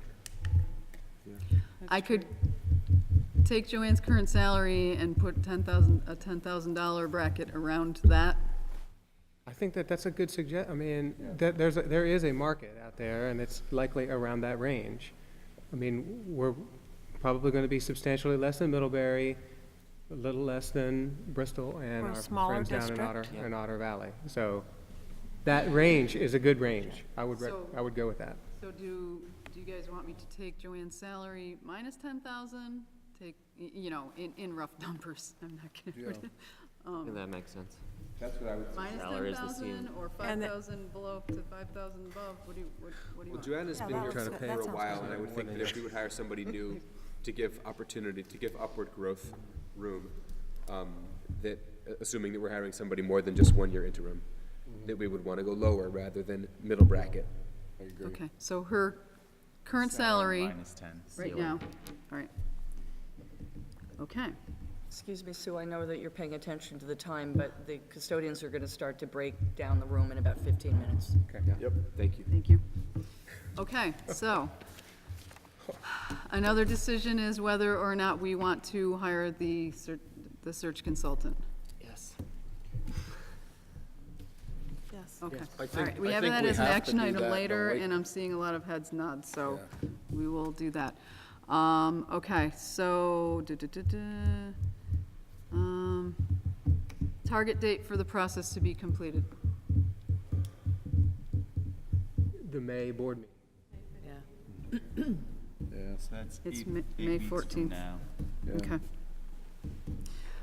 All right, final version. Any other comments on that job posting draft? Okay. You can send me whatever you want. It's probably gonna go out in the morning.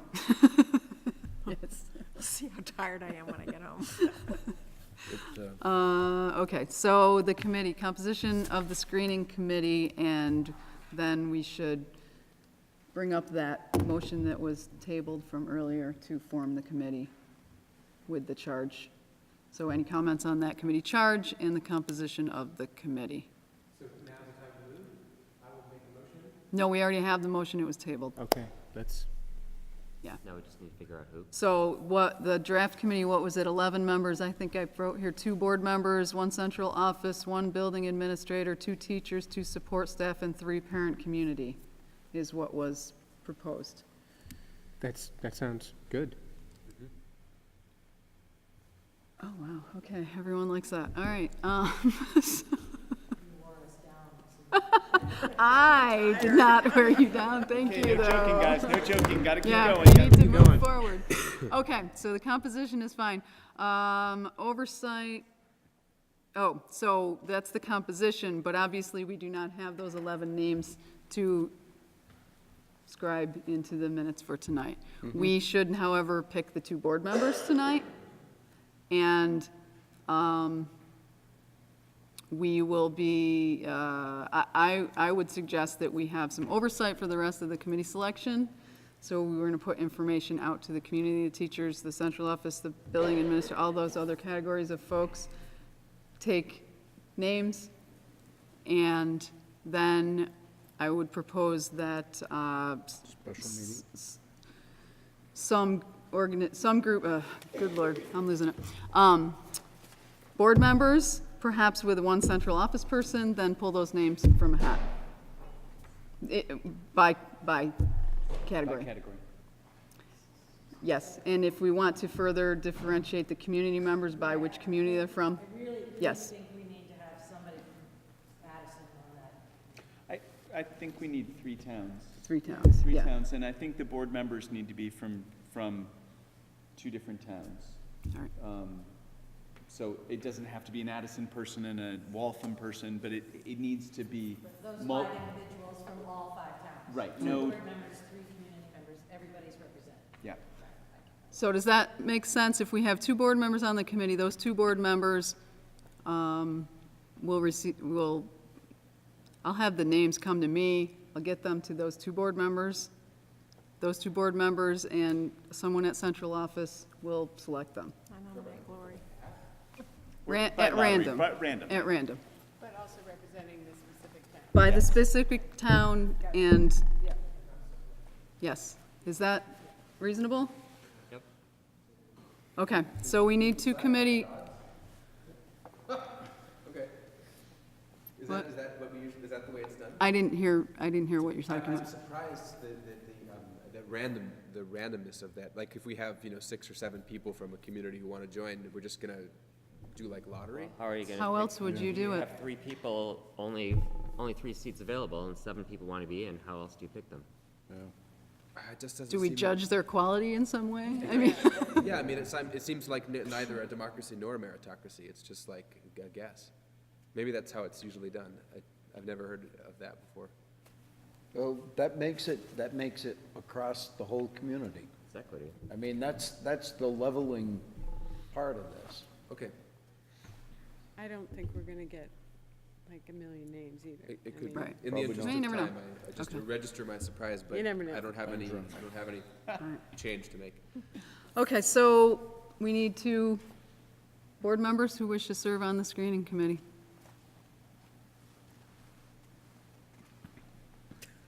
I normally There you would, go. but I- Okay, Finn and Sue. I'll do it too. What, oh, Finn? Unless, oh, Me and Sue. I would do it as opposed to you, Sue. I mean, you do enough. If you want to, go ahead, that's a lot. Let Tom let said he Tom, would do let Tom do it. You wanna The do it? question is, who has to put up Well, with the? but now we went from 1 to 4, so what? I'm on the curriculum Tom and Finn. On the curriculum director committee. I think that's enough. Finn said he's only on one committee, so now this levels him out, he's on 2. Now I'm on 3. Oh, okay. 5 meetings. And Tom's the vice chair, and that's appropriate. sure, I'll do it unless you're desperate. Well, you're in the running here. Yeah, okay, Tom fine. stepped up, Finn stepped up. Okay. I will if I need to. I'm not, I will if somebody else doesn't want to, let's put it that way. Unless you want to vote, I guess. I'm seeing Finn wants to. Yeah. He's in. Tom, you or me? You want to do like rock, paper, scissors, shoot? You do it. Yeah, random, I love it. Go for it. do it. Oh, you guys. So, rock, paper, scissors, shoot. Oh, this That's is- 2 out of 3. Rock, paper, scissors, shoot. Oh, sorry. Right, Oh. ready? You need to go on shoot. Rock, paper, scissors, shoot. Rock, I paper, know. scissors, shoot. Okay, so you're one. Ready? Ready? All right. Rock, Wait. paper, scissors, shoot. Finish up, guys. Who's going? Who's doing it? It's Tom. Tom's waiting. All right. All right, so we need to approve the establishment of this committee with the composition that we talked about, with Tom and Finn as our board representatives, and oversight for the rest of the committee selection as presented, with their names being reported at the next board meeting for formal approval of the full board. All in favor? We already had it, Will. Any opposed? Okay. Whew, okay. Can we move on to the action items? You have to. What? All right. Take a motion for the approval of minutes. So moved. Second? Any, Lori Childers moved, George Gardner seconded. okay. All in favor of approval of the minutes, please say aye. Aye. Opposed? Bills and directors' orders. I reviewed the bill that looked at 10 checks at random, 26 checks that were $2,500 or more, and 4 employees at random. Found Wait, one do we have PO a that was in the wrong motion? place. I Sorry. found one confusing bus bill that Elizabeth and I figured out how all the numbers fit together, and everything else is fine. So we need a motion. How much? I don't have the number in front of me. There's a motion to approve the... We don't know what the number is. You want to read that out? Oh.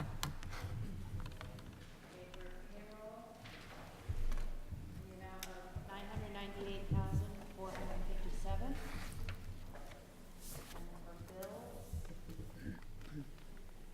$440,995.81.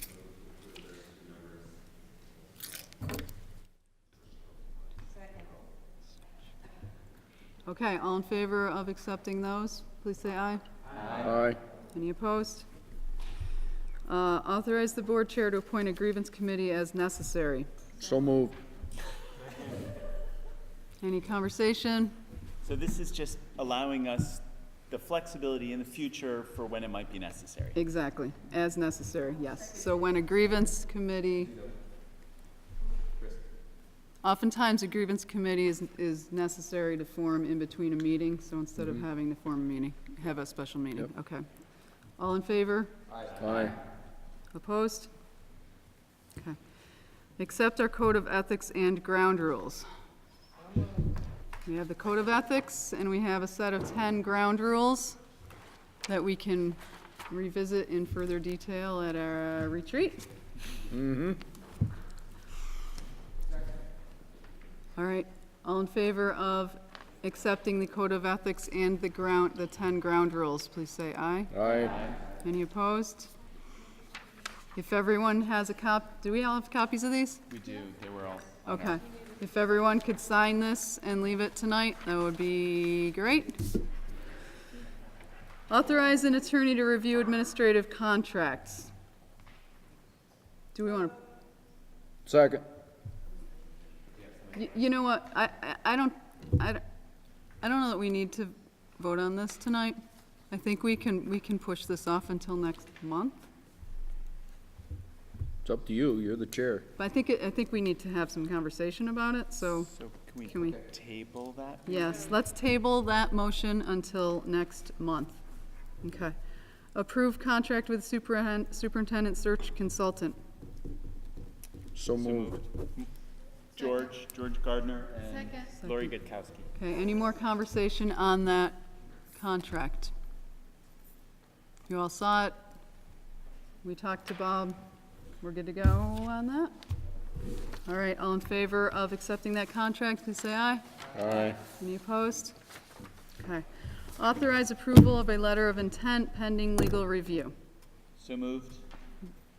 Second. Okay, let me Explain. explain to you what's going on. This is for, the motion is, and I'll give you the motion that I've got written down here. We basically need to do two things. We've approved the bond. They need to move forward. And we don't have a contract yet because it's being reviewed by the lawyers and by our lawyers in order to ensure that we don't lose warranties in the future and things like this. But in order to ensure that we have, that this project gets done by the start of the school year, the HVAC project in particular, EEI needs to begin to to order equipment. So there are two action items here. One is to move, so please listen carefully. We're moving to authorize the superintendent to sign a letter of intent to authorize EEI to spend up to $350,000 prior to the signing of the contract, pending legal review. It's already Wait, been it's moved. I'm explaining what's going on. Motion is on the table. That's the first thing. Okay, You're out of time. we have 1 minute. The second thing that I would like you, well, no, I should probably stop there. Yeah, Can we, yes. Call the vote? Questions? Everyone is glazed over. No, the motion was already made and seconded. it's okay. Yep. Okay, call the question. All in favor? Aye. Any opposed? Okay, Okay. the second thing is that Wait, is this aye? Are we on to the next one? I think we're on aye, Okay. yes. Authorize the superintendent to sign a performance contract pending legal review. I move that we do that. Second. Okay. So the point here is that we got to sign a contract, and the legal review may take another week, it may take 3 more weeks, but if we don't authorize this, then we have to have a special meeting. Because again, if we don't get this moving forward, then we're gonna run the risk of not having this happen by the end of the school, by the beginning of the school year. Can you just send a note to the whole board when it is reviewed and thumbs up? When it is, I will do that, yes. Any other questions about that? We are in conversation about that. Ken might, we're in conversation about that. That is one of the things that we are working on. Okay, all in favor of authorizing that, please say aye. Aye. Any opposed? All right. Thank you all very much. I'm so sorry that we are here this late. You aren't the only one. Motion to adjourn. So moved. Second.